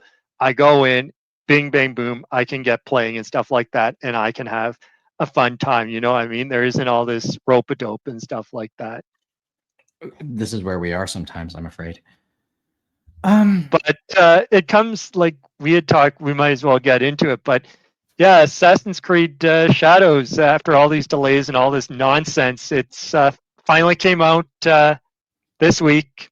Came out on March 20th, on the Thursday, and same day it got delayed to the same day as Xenoblade Chronicles X on the Switch, which was a re-release. And so I think there were jokes about who's going to sell more. Obviously, Assassin's Creed Shadows probably is going to sell more, but there are these other questions. So with the AAA sphere, like they've had some trouble with Electronic Arts, with Ubisoft. Like Electronic Arts has had issues with the new Dragon Age Veilguard and stuff like that with that series, and it's not performed to expectations. We've seen Sony with Concord and stuff like that. They literally had to just kibosh a live service game and give people back their money. But it's one of those things, and I know other content creators and other people have talked to it, and I'm kind of in that similar agreement.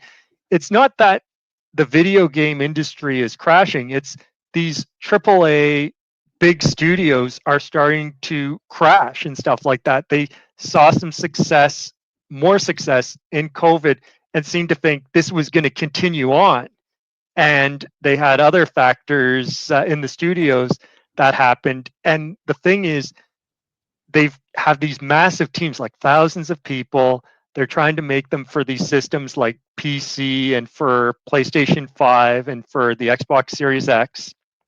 And they're trying to make this beautiful thing. It's taking them now years. Like, it's not like you can make a game in 1 or 2 years. We're talking about these cycles of about 5 years and stuff like that. And things can change in that time, you know what I mean, about player expectations and all these other things. But they've just become so bloated. Like, they should really, as some people have said, maybe look back to Nintendo. Nintendo decided to get out of the arms race, you know what I mean, of graphics and all these other things. And we've seen how they've been able to get these games out maybe at least once a month. And maybe not all of them are AAA quality, but some of them are AA, some of them are smaller games.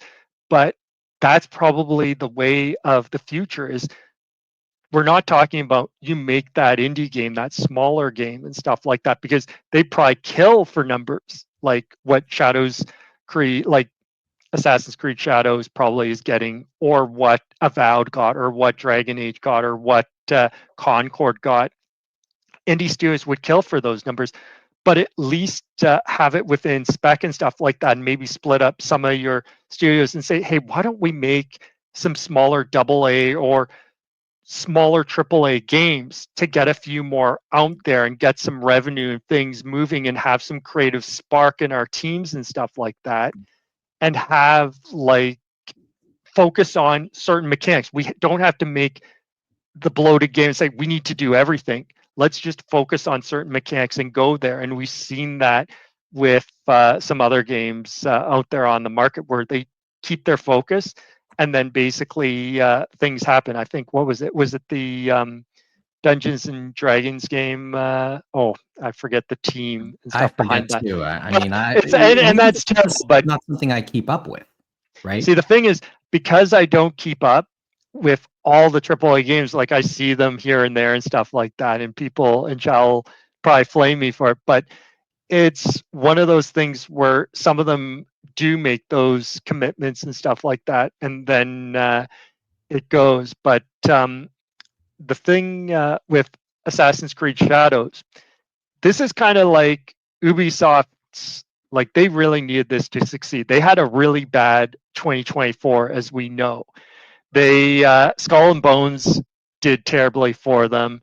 They had what should have been another home run, which was a Star Wars game, Star Wars Outlaws, and that has failed to perform for them and stuff like that. And now we have Assassin's Creed Shadows with its many different controversies and stuff like that. I'm not sure it's going to save them, because basically Ubisoft's stock, as we know, has plummeted, and it supposedly, this game came out on Thursday. Instead of the stock going up, it went down, and so they're in not a great position. And so for the stock, like the people owning the stock of Ubisoft, they have been at the doorstep of Ubisoft saying, what are you guys doing? Because they're worried they're not going to make their money back. The only people who will make their money back, as I told you, Mike, is probably Tencent, which owns a bit of the shares. They're the second largest shareholder. And then the founding family and stuff like that, that's in France and stuff like that. They'll make their money back. And they've talked about, through the filings, different things about their series, right? So Assassin's Creed's still a beloved series, and things like Rayman and some of those others, they still have value to a degree right now. They talked about spinning those off into a different company and all these other things. So they are, I feel like they're in this death spiral, and they don't know how to get out of it. And Ubisoft, it's, yeah, I'm just looking at Ubisoft's current stock prices, and yeah, I don't know it's, which one I should be referring to be honest, right? I 'Cause would, there's a I few. would, there's not really much you can say, because it's not been pretty for them. Like you could recite any of them, and Well, for the week that just ended, it is down. It is down for the month, for the last 3 months.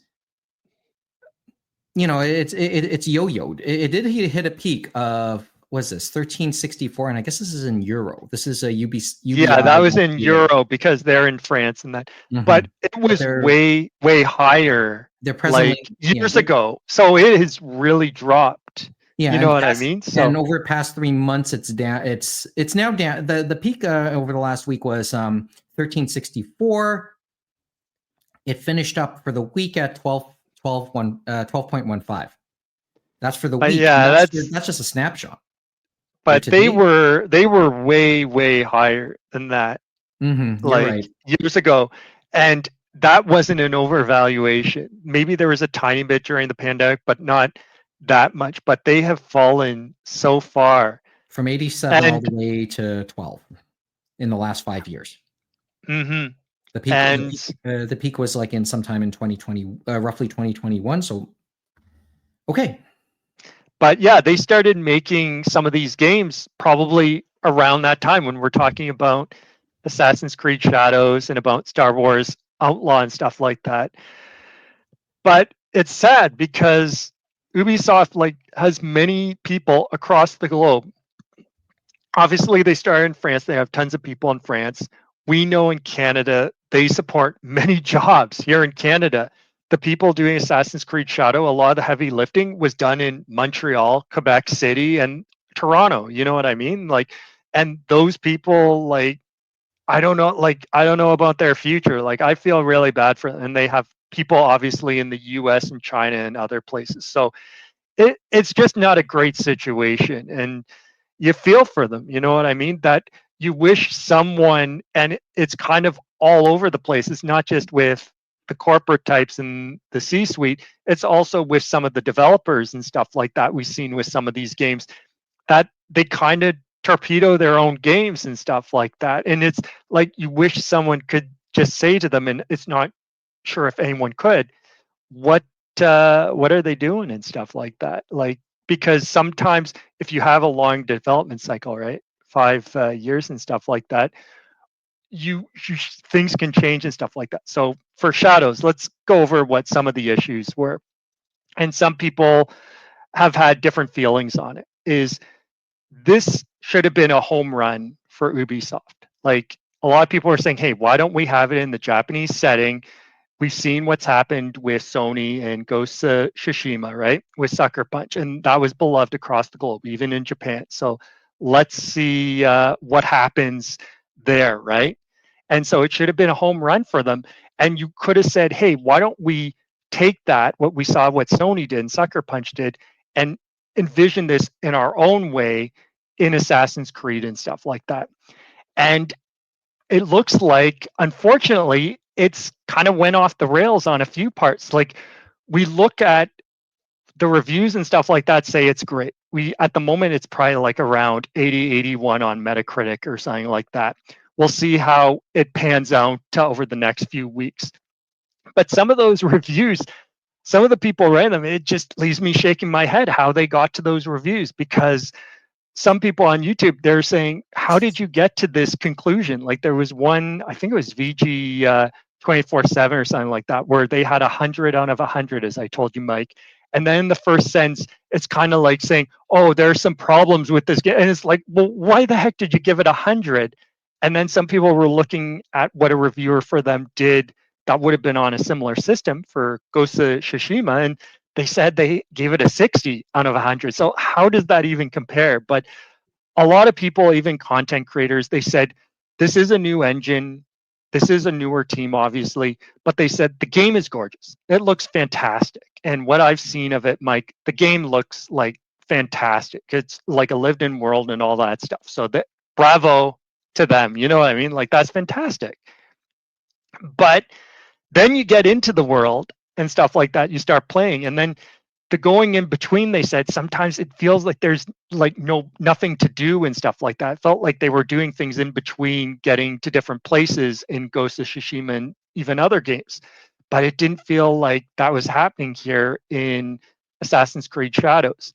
Then they look behind the veil at a few other things. So the artistry and all that is great, but some of the architecture, as some people have pointed out, even on the Japan side, is it's not all exactly Japanese. It feels like very Oriental and sometimes from the mainland China and other stuff like that. So it's like, did we do our research? Like, we think about, since the heavy lifting was done in Canada, and we like to consider ourselves multicultural, and I'll say with a few of the other things, like, who were they talking to? Do we have people that were talking to them about how they want to represent Japan and stuff like that? And did they talk to something like, maybe go to the Japanese embassy, maybe go to the Japan Foundation? You probably have a strong Japanese community, as we know, here in Toronto and here in probably in Montreal, and that. Talk to the people and see if they can give you contacts in Japan and stuff like that to make your game better, even though it would have been hard, because yes, we did have COVID when they began and stuff like that. And some of it relates to as we continue on. So we talked about architecture. Some of the voices were okay, as some people said, but other ones, even in the same village, there was some questionable voice acting. It's like, I don't know about this. And then like, it continues on and on and on about you know, how they want to be in feudal Japan, all this stuff. Nobunaga's in there. I know the biggest one that first came out was Yasuke being in there. I know that they have two protagonists, right? Yasuke and Naoe. Naoe is the female protagonist, and a lot of them have been using it, like in the recent promotion, and basically saying, it's weird because Yasuke was their prime promotional thing till a couple of months ago and stuff like that, which is interesting.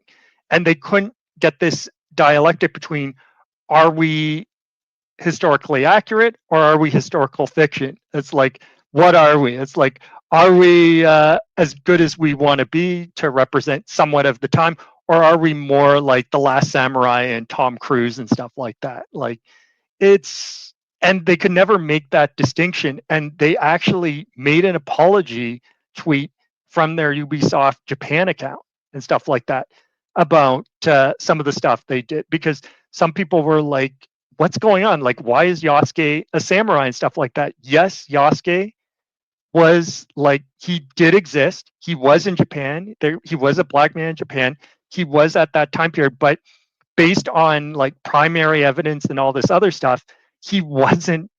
It wasn't likely he was a samurai and stuff like that, regardless of what someone like Thomas Lockley, which is one of the ones that promoted this, says. Like, I've seen many history professors and many others when I've written essays in those type of classes, and they're very serious about this and stuff like that, that it goes through rigorous research and stuff like that. You got to look at your primary sources, your secondary sources. You got to look at where it's coming from, who's writing it, because as we said, right, Victor's write the history sometimes and stuff like that. But it doesn't pass the smell test. And if they said, you know what, yeah, we can have Yasuke in there, that's no problem, but let's remember that he probably wasn't a samurai and stuff like that. If you want him to be a samurai, that's no problem. No one has an issue with that.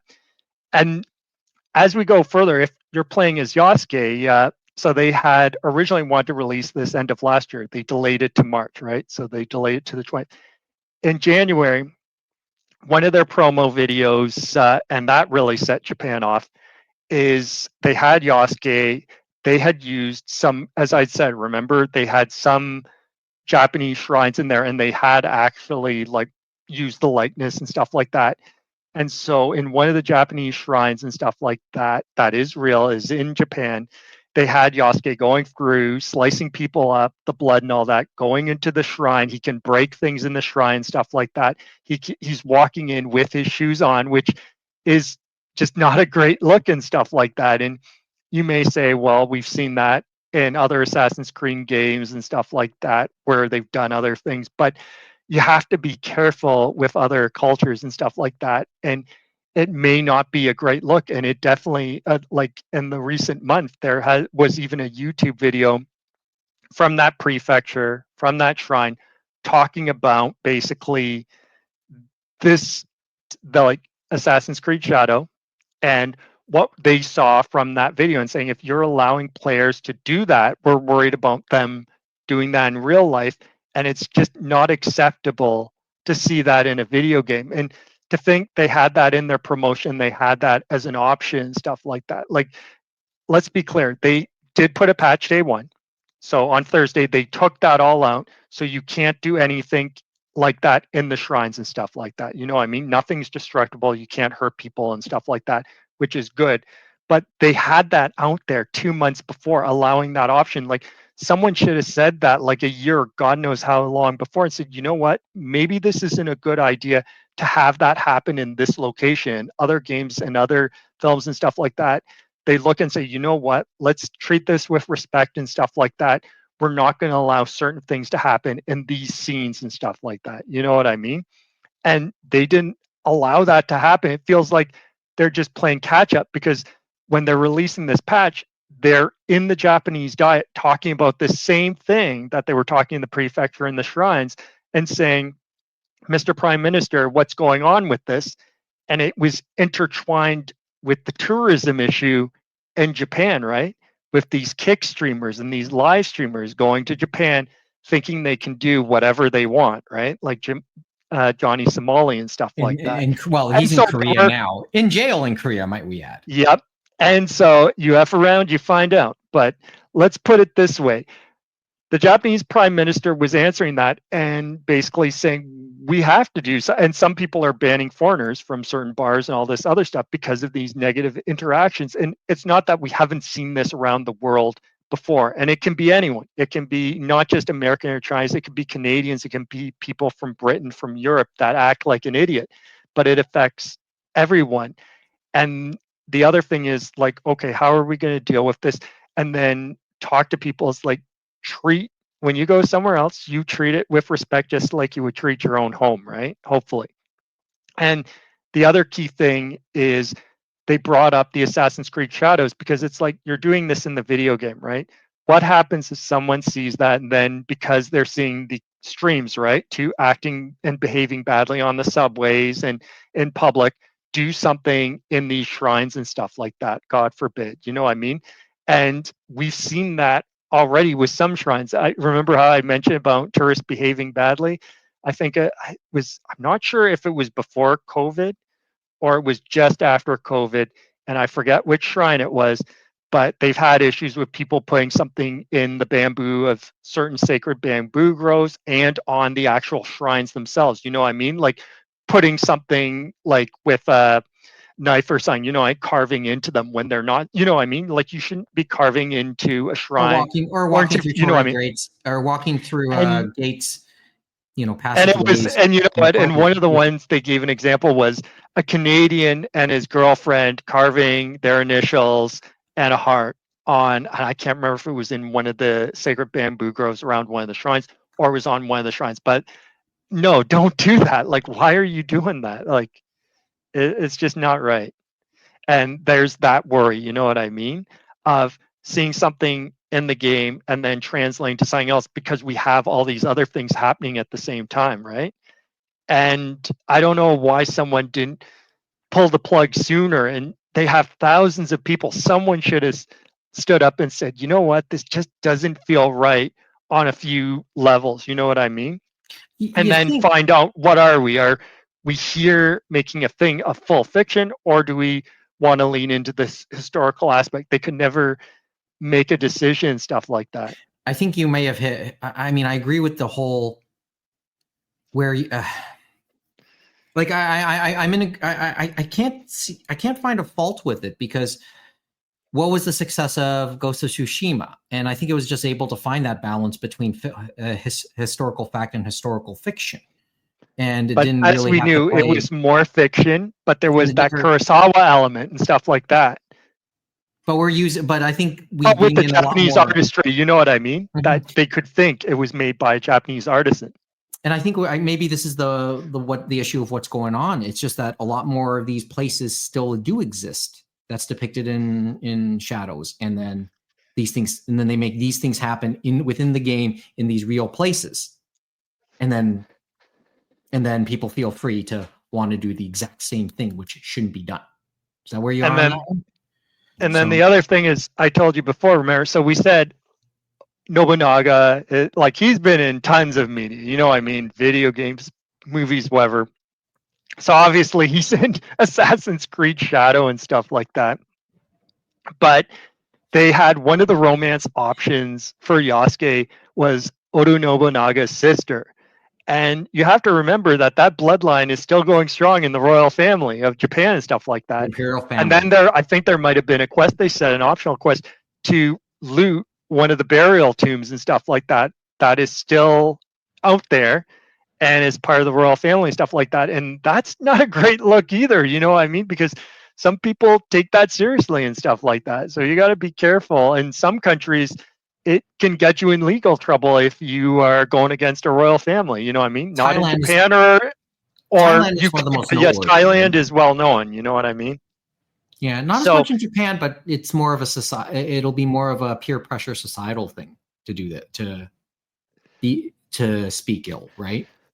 But it boggles the mind, because remember, this is Ubisoft, and you think about all of them, like Microsoft and EA and stuff like that. They had their issues with their ones, but this one, you have these things where it could have been headed off at the pass as well, with actual, like, let's think about this and stuff like that.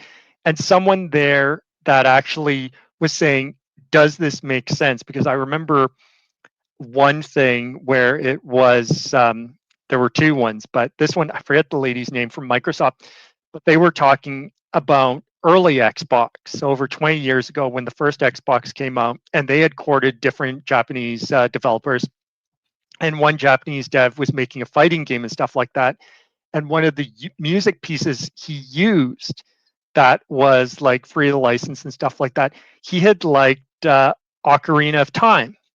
And he had liked the Fire Temple theme and stuff like that. If you know about the Fire Temple theme, the original one from Ocarina of Time, there was the chants of the Quran were in some of those chants. And so for Saudi Arabia and many Muslim people, that was just, they were lucky that the internet wasn't as big, you know what I mean? But obviously they fixed it. But for Xbox, for that one game, even though it was still kind of pre-internet and stuff like that, they had to get on that really quick, as the one Microsoft exec said, because none of them thought it was going to be a big deal. It turned into a big deal because Saudi Arabia was unhappy. So many Muslim organizations were angry, but luckily that one, they only got a few of the disc press that had it in there. Most of them supposedly fixed it and stuff like that, took that one piece of music out that had the chance in it, but they had to go to Saudi Arabia and apologize for that. And after that, that was a big lesson for them, saying, you know what, we got to really think about what we're doing, because we're a global company, about the many cultures we're trying to sell to and how we're trying to represent, even in the music and other things, because what may be small to us may not be small to someone else. And it's especially a travesty because I say, how can you not have one person looking at something like that? Because remember, I told you about Ubisoft and the one scratching head moment where I said they had, was it a director of monetization of single player Monetization, games, yes. monetizations of single player games, which just blows my mind. And you would think, I guess they have more power, because that's what I told you too, that none of the reviewers mentioned. And we've seen it in many other games. It's in there in Assassin's Creed Shadows, is the monetization of all these, whatever you want to call them, loot boxes and all this other stuff. Like if you want to, like, you can progress, but there's a lot of grinding and stuff like that. So if you don't want to grind, you're going to try and go one way, but it's still going to lead you maybe want to pay real money to move further quicker. So it's like, I want to build my base and I want to see other parts of the map. So I'm sending out some people to look at other parts of the map. But if I get them and use them for resources, I can do something else quicker. So I either have to choose one option or the other. But if I want to move quicker and say take one option, then the only other option to make, like say making my map go faster, my building my base faster, that other option, if I want to really go faster, I have to pay them more money to actually, you know what I mean? Like get through this faster, which it's like, it feels crazy that they're finding ways to nickel and dime you and say, oh yeah, you could unlock the whole game if you pay this, or if you want to do. And it's like, because remember, time is a commodity for a lot of people. Not everyone has the time. You can get the to money go back. through. That's it. You can get the money back. Right? But I'm never going to pay money. That's why I haven't played AAA games for so long and stuff like that, because I don't want to see this thing when I start saying I'm signing this agreement. Oh, do I want to go onto your streaming service to play this game? Do I want to be a part of your club? Do I want to like basically buy these things to make my, like, no, I do not want to do any of those. If I want to buy DLC, it's going to be an expansion to what I've already played if I've enjoyed what I've played. You know what I mean? It's the same reason I can only play games long after they're the fact, right? I'm not playing Yakuza Pirates in Hawaii. I'm playing Yakuza Kiwami 2 right now. Mm-hmm. Right? And that's an older game, but maybe it's yours to discover. There are things in it I haven't seen yet. So and that's because it's the buzz over its DLC has long come off. It's a very EA thing too. We're talking here too. Like when EA had its bad press, right? Yeah. They all had different things. Like Microsoft has had their issue with Avowed and stuff like that, and that one kind of was because the developer said something on Twitter because they were responding to Elon Musk, even though Elon Musk was being an idiot. But the way he went about it is just like, you could have done so many things that said, hey, our game is great, we have this character builder, you can do all these positives and stuff like that. And it's a YouTube channel run by a former lady who worked at Microsoft and WB Games, Laura Fry. And so she had some interesting insight on different things. And her insight on that for Avowed with that Matt Hansen character is that, you know what, one tweet can sink your game and stuff like that. All that hard work your teammates and you were working on can all be for naught if you got to think about what you say. And she said the same thing. Yes, E3 doesn't happen anymore, but she said, I remember Microsoft, yes, they're based in Washington. E3 was in LA. When we were getting on that plane to go through to E3 and stuff like that, we had to be at our professional best once we got on that plane. Because guess what? There were other people from the press, from other studios, and all that stuff.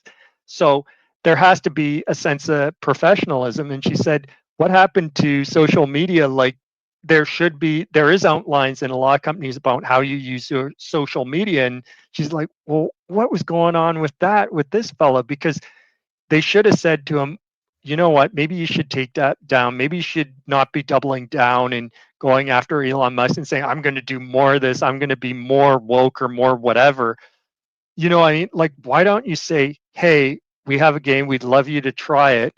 There's many options that you can make your character and you can be whoever you want. And this is going to be fantastic. This is going to be great. You know what I mean? But they don't do that.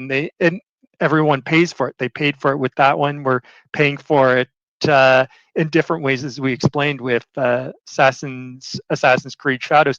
And it's not just the game itself. I told you about a few of the other things. So there was that one piece of merchandise. We'll talk about that first. And it was a figure. Let's show it and now. It had Yasuke and it had Naoe. And Mike's just going to bring it up on the screen. So you see Yasuke, and then Naoe's on top, and you see a Torigate, but it's just a one-legged Torigate. And so you would think, okay, what's the big deal about this? Well, the thing is, there's only one-legged Torigate in all of Japan. And Torigates are, as we know, they are cultural and symbols and very, you know what I mean, just like shrines, very respected, revered, and they have a special place in the Japanese culture and all that. So for this one-legged Torigate, there's only one in Japan, and that's in Nagasaki. And the reason that one-legged Torigate is there is because the atomic bomb had been dropped on Nagasaki, and only one part of the Torigate survived.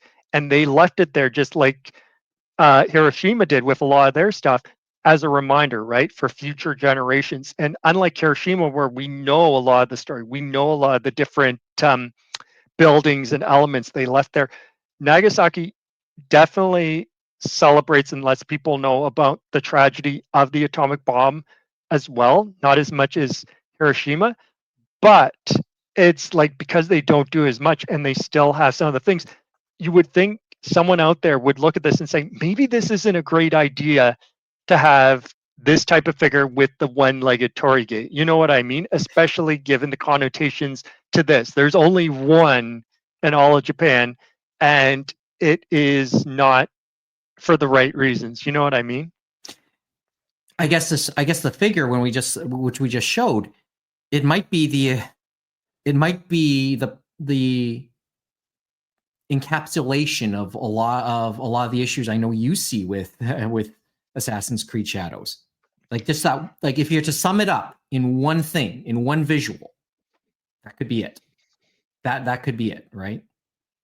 I mean, and I think because you just went through a whole list. You just went through a whole list of some of the cultural ills that have irked the Japanese people. Yeah, like there's just been so many like L's, and you just don't they could have delayed this game till Kingdom Come. They still and this is what they're hanging on their hat for this company to get it out of this like hole they've dug for themselves the past year. Like they are just in a death spiral, and I don't know how they're going to get out. And you have all the AAA things of, as I said, the modernization and all that other stuff. And you think about, remember I told you too, and maybe some people would buy it, that's fine, but it's not something I would buy. And we've seen it in recent AAA games like from EA and from Ubisoft. And so from Assassin's Creed Shadows, they had that big special edition, right? So it's like, what, $200 US or some ridiculous price. And it has the statue, it has all the trinkets, all the other things. And that's fine. The one thing I noticed, and it irks me, is you're spending all that money, and then for the game, you're not getting a physical edition of the game. You're just getting a digital code. And maybe it's because they want to sell you the highest tier of that digital code, you know what I mean? Where it says, oh, you get it 3 days early. Oh, you get this. Oh, you get that. But it's like, it just doesn't, in my mind, if I'm getting a physical special edition for a video game or a movie or something like that, the trinkets are nice if it's the right things, but at least give me the product that I'm going into. That is the reason I'm there. Give me the physical edition of that Basically, thing. You know, give me the core. Remember in our long discussions about merchandise, anime merchandise. We know that the industry works on the secondary stuff, but in the end, it's still about the core. And if you're gonna, and I guess where you're going, and you can the core product. Yeah, if you're gonna ask people to pay premium, like a large price, have a core to give. And that's not the case. It's just something that I'm going to, and the thing that I'm actually going to own, because remember, since they're giving you just a digital code in that, you don't know if one day if they go belly up for Ubisoft or whatever happens, am I still going to have that down the line for that digital copy and stuff like that? And it's sad because I saw that and I thought I'd seen it all, remember, with consoles. And we've seen it with all the big three. We've seen it with Microsoft. We've seen it with Sony. We've seen it with Nintendo, where instead of having the pack-in game this generation, it's like, well, here's a nice code for you. I hope that'll be nice to get you on your way and stuff like that. I would rather have the physical game, even though I know most other people don't give a you-know-what. So. Yeah, I guess that's where I am. But then again, by that point, when I'm finally interested, I think just about everything that I want from the digital code is already there, from the digital download. And it's at a price that I'm willing, that I can, digest, I guess. Mm-hmm. But as I said, I understand. It's just that I respect the feeling. I respect the feeling. It's just that I also, ultimately, those feelings I have to also wonder about myself. Wow. I can tell you, so where we're at now, remember I told you how they're saying and stuff like that. So I think, what was it? It was the official Assassin's Creed one around launch day or the Friday. They said, hey, we got to 1 million players. And then I think on Saturday or some nonsense like that, the UK Assassin's Creed Twitter or whatever said, oh, we're at 2 million players. Well, what does that mean? It definitely does not mean units sold and stuff like that, because we've seen the units sold building up. It's also how they did it with this one, because they're in such dire straits. They put it on Steam and stuff like that day one, unlike they've never done before. They have been throwing out copies to whatever creators they could to just pump the tires and stuff like that. Get the Twitch and then the Twitch streams going, right? And then the other thing is they have remember, as I said, so EA and Ubisoft, kind of like Xbox, have their own streaming platform for their games and stuff like that, right? So it's their day one for Ubisoft streaming platform for Assassin's Creed Shadow. And so some people might say, you know what, I'm not going to pay, and we're talking from us in Canada, $89.99 for the standard edition, or if I want to pay more, I can pay over $100 more for more garbage. I can do that, but I'm not going to pay that. And what they do is they just get the standard edition by saying, you know what, I'm going to pay whatever Ubisoft wants per month for their streaming service. Maybe it's $20 or $15. I don't know what it is, but it's a smaller amount, right? And decide that they're just going to play it within the month and then cancel their subscription. So that's how you kind of maybe get to those players numbers and stuff like that.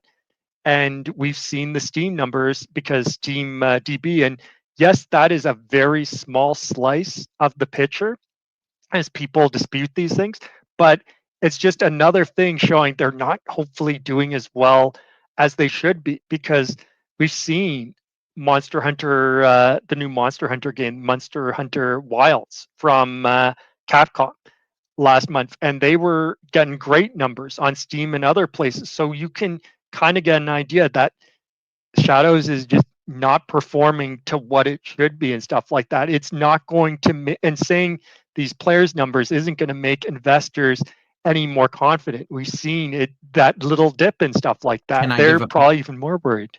Can I give a parallel that might be a little bit more relevant to us, and maybe one I could understand a little better? Mm. The initial ratings for the Cowboy Bebop live action, which were very good at the time, and then it kind of bottomed out nicely. And you think that could be where we are? That's the scenario we could be looking at here. Well, it seems like there's like this divide and stuff like that in some of these, as I told you, with some of these games. We've seen it with Avowed, we've seen it with Concord, we've seen it with Dragon Age of the Veilguard, we're seeing it now with Assassin's Creed Shadows, we saw it with Outlaws and stuff like that, that there feels like there's a split between the developers and their player bases and stuff like that. And they have these long development cycles, and no one in between is saying, are we still like, should we still be on this path? Should we think about maybe shaking things up here or there? You know what I mean? Or focus on certain, like, not make everything great, but focus on key competencies, like one or two, to make the player feel great about what they're playing and stuff like that, and keep it more focused than bloated. Because remember, a lot of these teams are over thousands of people and stuff like that. So you never know what's going to go wrong when you're doing something in that type of environment. Like it's something to think about, and you're just like, what's going on there? Like, I know that obviously some of the reviewers and stuff like that, and we've seen it with Disney and stuff like that, where you want access, at least give us a decent or a nice review. And we've seen them giving a lot of nice reviews from the legacy media, whatever you want to call them, the normal websites. And if you're just listening to them and not the players and maybe some of the content creators that are giving criticism, they're not giving harassment. Some of them are giving criticism and saying some of the things I've said. That's not harassment. That's criticism. We're trying to help you dig yourself out of the hole you've created for yourself for some of these guys. But if you don't want to listen, people are not going to buy the game like they used to and stuff like that. And you're going to have a downward trend, and it's not going to work for you. Because remember, it's like millions and like hundreds of millions of dollars to make these games now for over a long development cycle. And they have to make that money back, right, Mike? Like, how are they going to make that back when they're only having like 2 to 5 million sales and stuff like that over the lifetime? They need more. They need like 30 million plus and stuff like that. They can't have the numbers indie games or Nintendo games get, where it's just, oh, we got over 1 million sales. They need more than that to support all these people and all these jobs. Like, and it just boggles the mind how they can't see that. Like, it was another funny thing. I saw it online. How long do you think the credits for Assassin's Creed Shadows is? And I said there are thousands of people.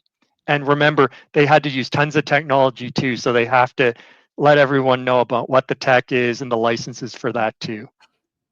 I know. So there's do you have a guess? I can tell you. I don't.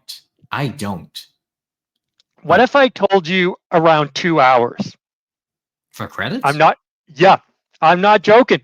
They actually had the video, and it shows. Now, obviously, I think, unlike a lot of others, if you're doing something like that, you have to be able to fast forward. So I would hope you can fast forward for that.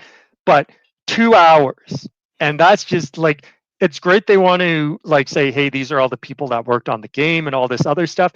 But it just kind of shows, it's like, we have all these people.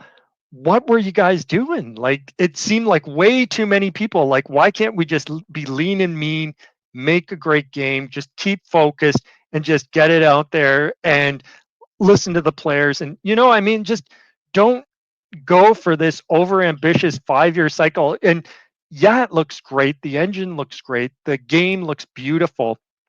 But maybe it doesn't have to look as beautiful. You know what I mean? Maybe Nintendo's right. Like, just pull it back a bit. You know what I mean? Like, we've seen it in what people are playing. People aren't playing as many new games as they used to. They're just playing maybe 1 or 2 of the games they like for some generations. Like, we've seen that, like Fortnite and Minecraft are still going strong, but maybe that's what some of those people are playing.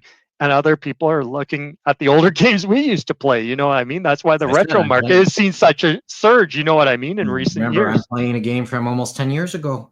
I guess it's just a case of, well, I don't want the fastest car. I want the most reliable. Right? Anyway, But it's like I said too. Like it's interesting to think, as we said, like, and I think some of them have some valid points, and obviously there are probably maybe some that take things too far, right? But I think a lot of the things I've seen on YouTube are fair criticisms, and we've talked about a lot of those fair criticisms, and it just is sad to see them. Like, I don't think this is going to be a good year for Ubisoft. I don't think this game is going to be as successful as they hope it's going to be. It's not going to save them.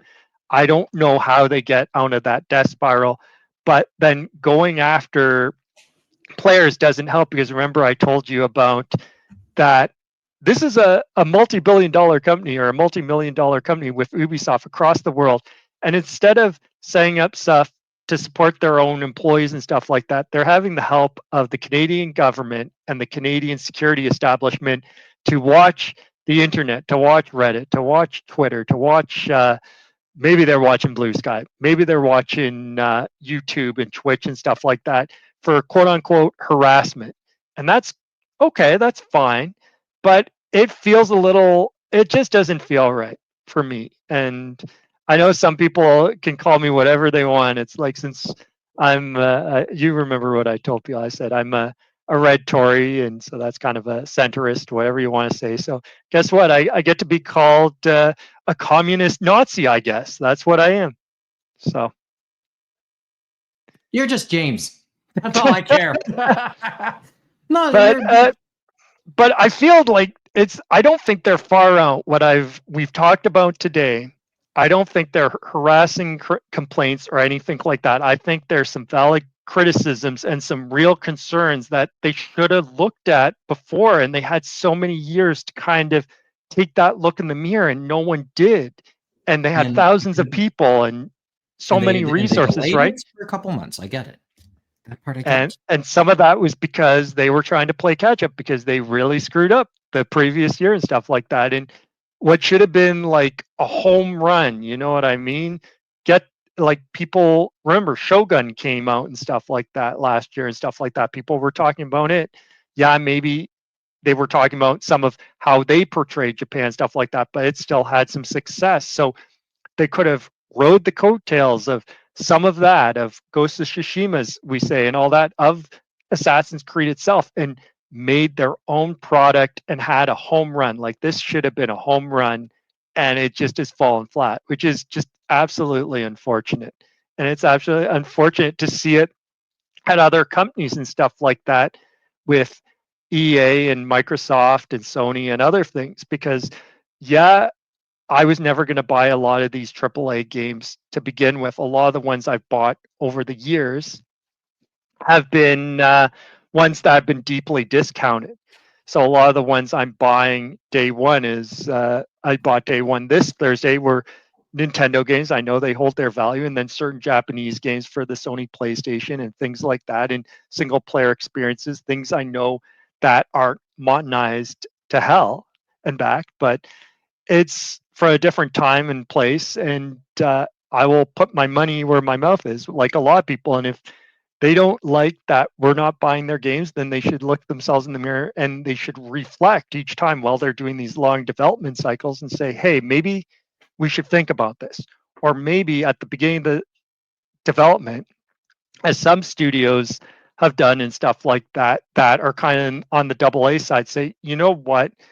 It is going to look amazing. It's not going to look the best, but let's focus. Let's focus. Let's do some key things and have a fun experience for the player and go out there. And sometimes it helps through different avenues, because we've seen that on Steam and PC with early access, because some developers have taken advantage of that, right? So. Mm-hmm. I get it. But I know we've went on way too long and stuff like that.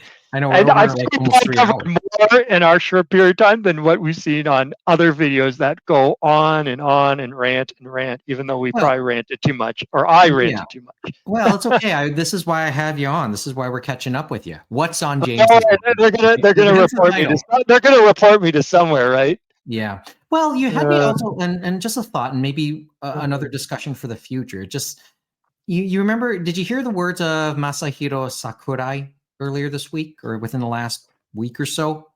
Yes, I did hear about that. So I know, like, because remember, we've seen many other manga creators and other creators in Japan get similar awards from the Japanese government about, helping to promote Japanese culture and other things and stuff like that. And his was in relation to not just that he's done many games and all that stuff, but after the last Smash Brothers, he did a YouTube channel where he talks about game development and different things he's learned along the way and stuff like that. And he had it in Japanese and English. So it was not just for the Japanese audience, but for the audience outside Japan that wanted to watch in English as well.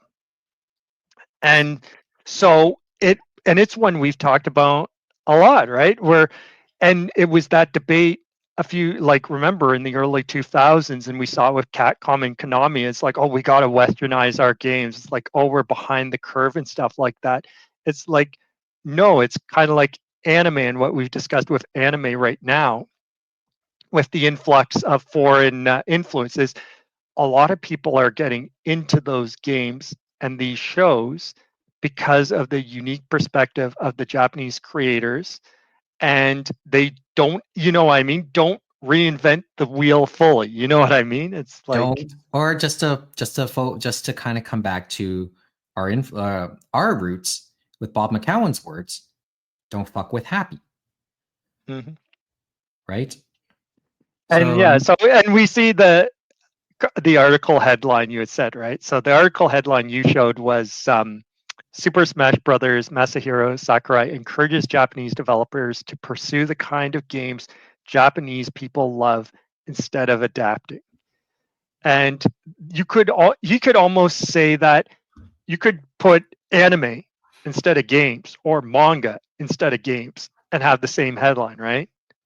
And much of the same discussion for that matter. And we've had that before. Maybe we can expand that at some other point. But did you want to say hello to chat since we've ignored them for so long? I know. Well, let me acknowledge Hinami Mizawa victim. Thanks for these were like 45 minutes ago. Hina, thanks for checking in. Gifted as F. Thanks for checking in as well. Gifted was the viewer that gave me the Sega question, by the way, James. So okay, he did answer that, but he did give me his take on Yakuza and Sega. By the way, Gifted. We'll rewind it a bit later, but because maybe I'll encourage you to watch a little more. But that's I just want to at least acknowledge those who are watching this live now. And so I'm thinking back to it. So how many hostesses do you have left to do in the Yakuza game here now? Okay, so important question. You want me to recap where I sit there before we go today? Sure. I did all my hostesses that I have right now, and I'm missing I think 3, maybe 3 now. I only need 3 more, or 2 or 3 more, and all of them are now at least level 10. It was so funny because I intended the stream to be no more than 2 or 2.5 hours, and it went pretty much 4. And I ended up doing the stream till like 4 a.m. Early Saturday morning, and I've been paying for it all weekend since then. We knew that we'd be chatting today, and I did hint maybe if I'm lucky I can do another stream for Sunday. I'm not totally sure at this point.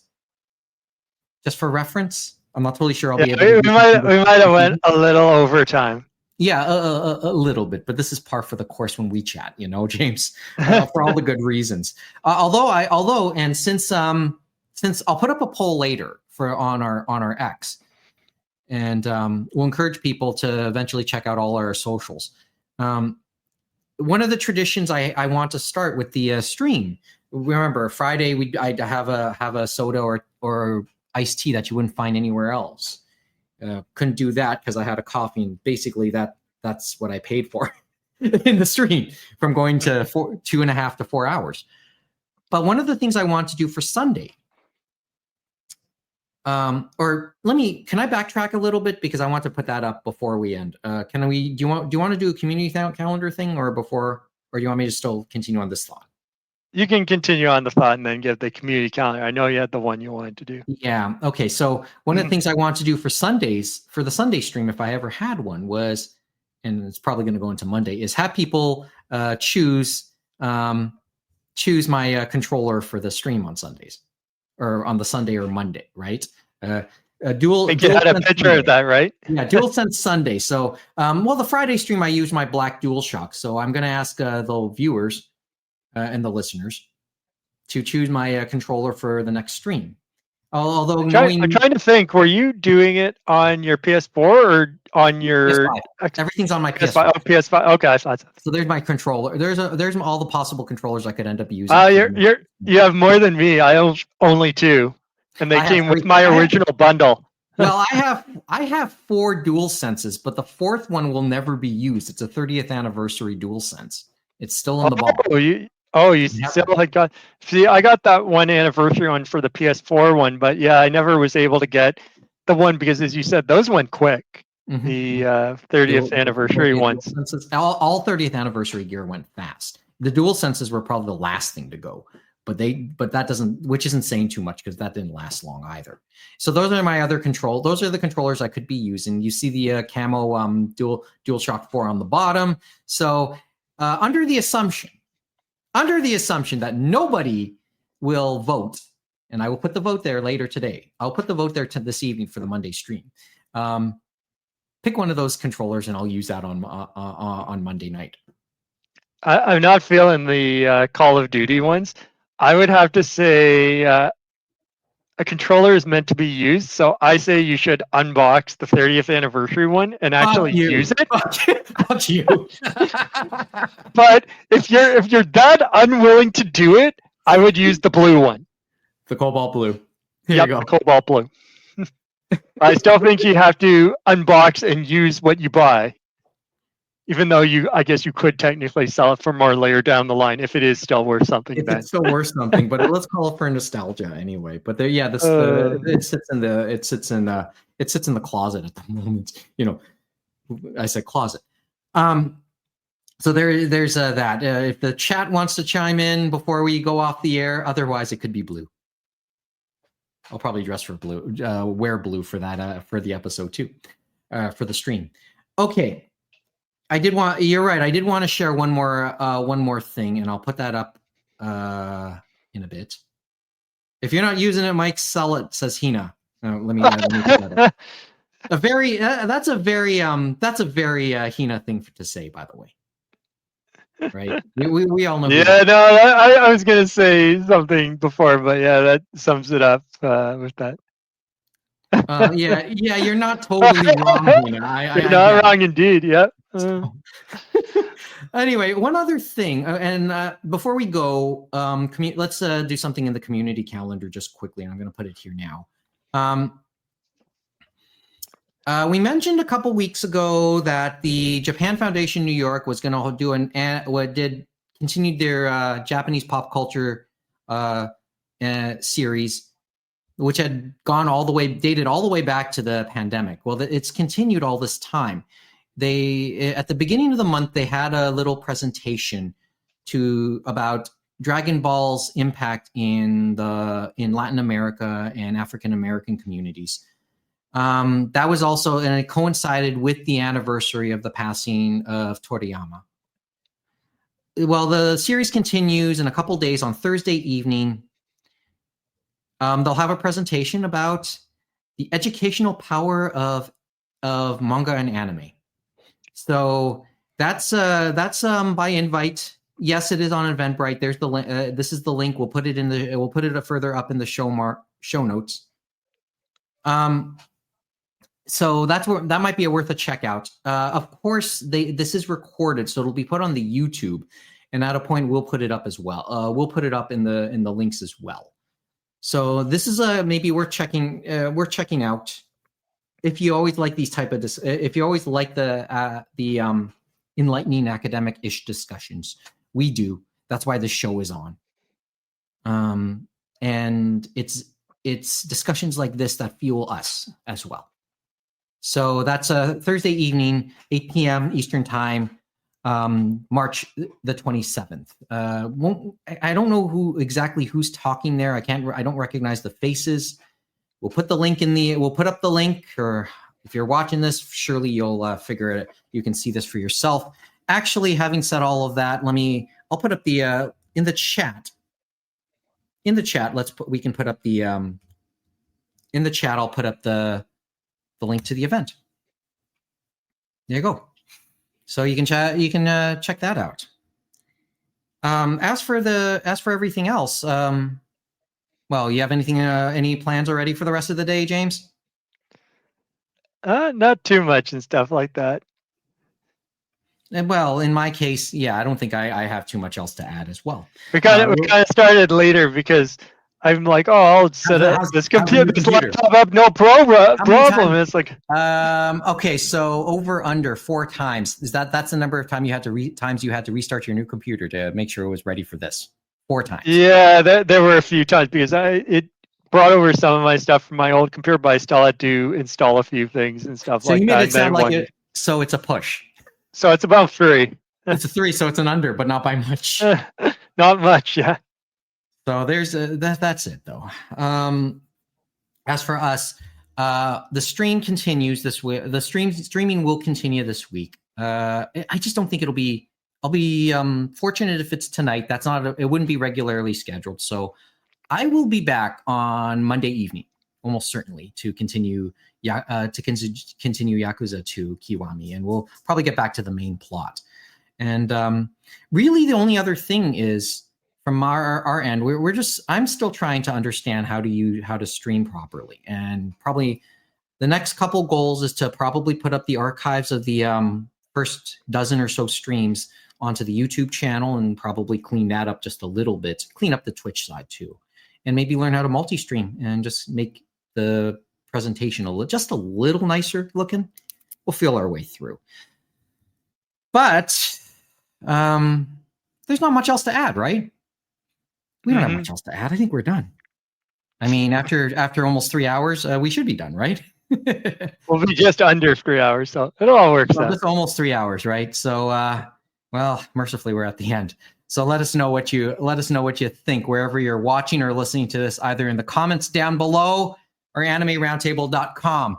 If you're seeing this on YouTube, do us a favor and give us a thumbs up. It'll greatly help us and the whole roundtable as a whole.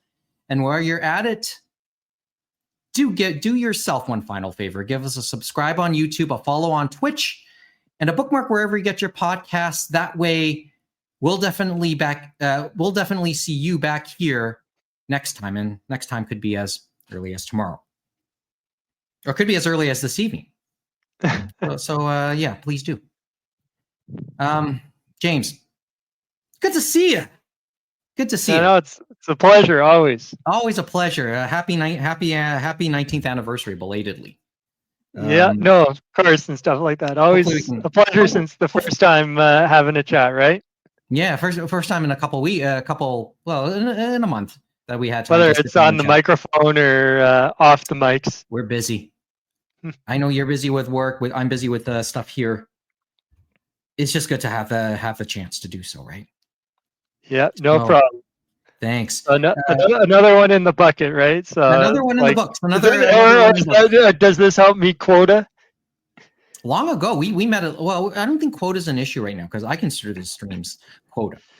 I'm trying to think. So the other thing is this our longest fireside chat, I think, ever? I We want to have it? say we just I hit think it. it's a record. I think that's a personal best. You know what that means? People are going to say, "Could you please cut it a bit?"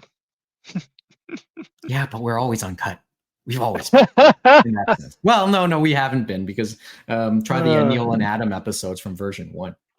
Yeah, no, of course. Anyway, it's great Well, that all those who joined us, thanks for joining us, and it was a pleasure as always. Well, aside from planning the next stream, we do have to plan a way to get Neil here. Well, you guys said you were going to plan a kidnapping. That's what I remember hearing about. Well, you didn't hear it from me. Maybe you did. Anyway, I'll talk to you. Well, that's all we got. We'll talk to you later. Have a good enjoy the rest of the Sunday. Oh, book him for an appointment. Book him for an appointment. Hina says, and we'll second that. Oh, hey Mo. Look, Mo's there. Yes, Neil and Adam. I don't think we can get Adam, but certainly Neil. Just a thought for everybody, okay? Thanks, guys. That's one for the archive. Big reunion. Yeah, big reunion. That's one for the archive. See you later. Oh, and maybe we'll figure out a way. Maybe we'll figure out a way that we can Discord audio chats into the stream. So if you want to hang out while during play, right? During the PS play, okay? Thanks for the time. Talk to you later.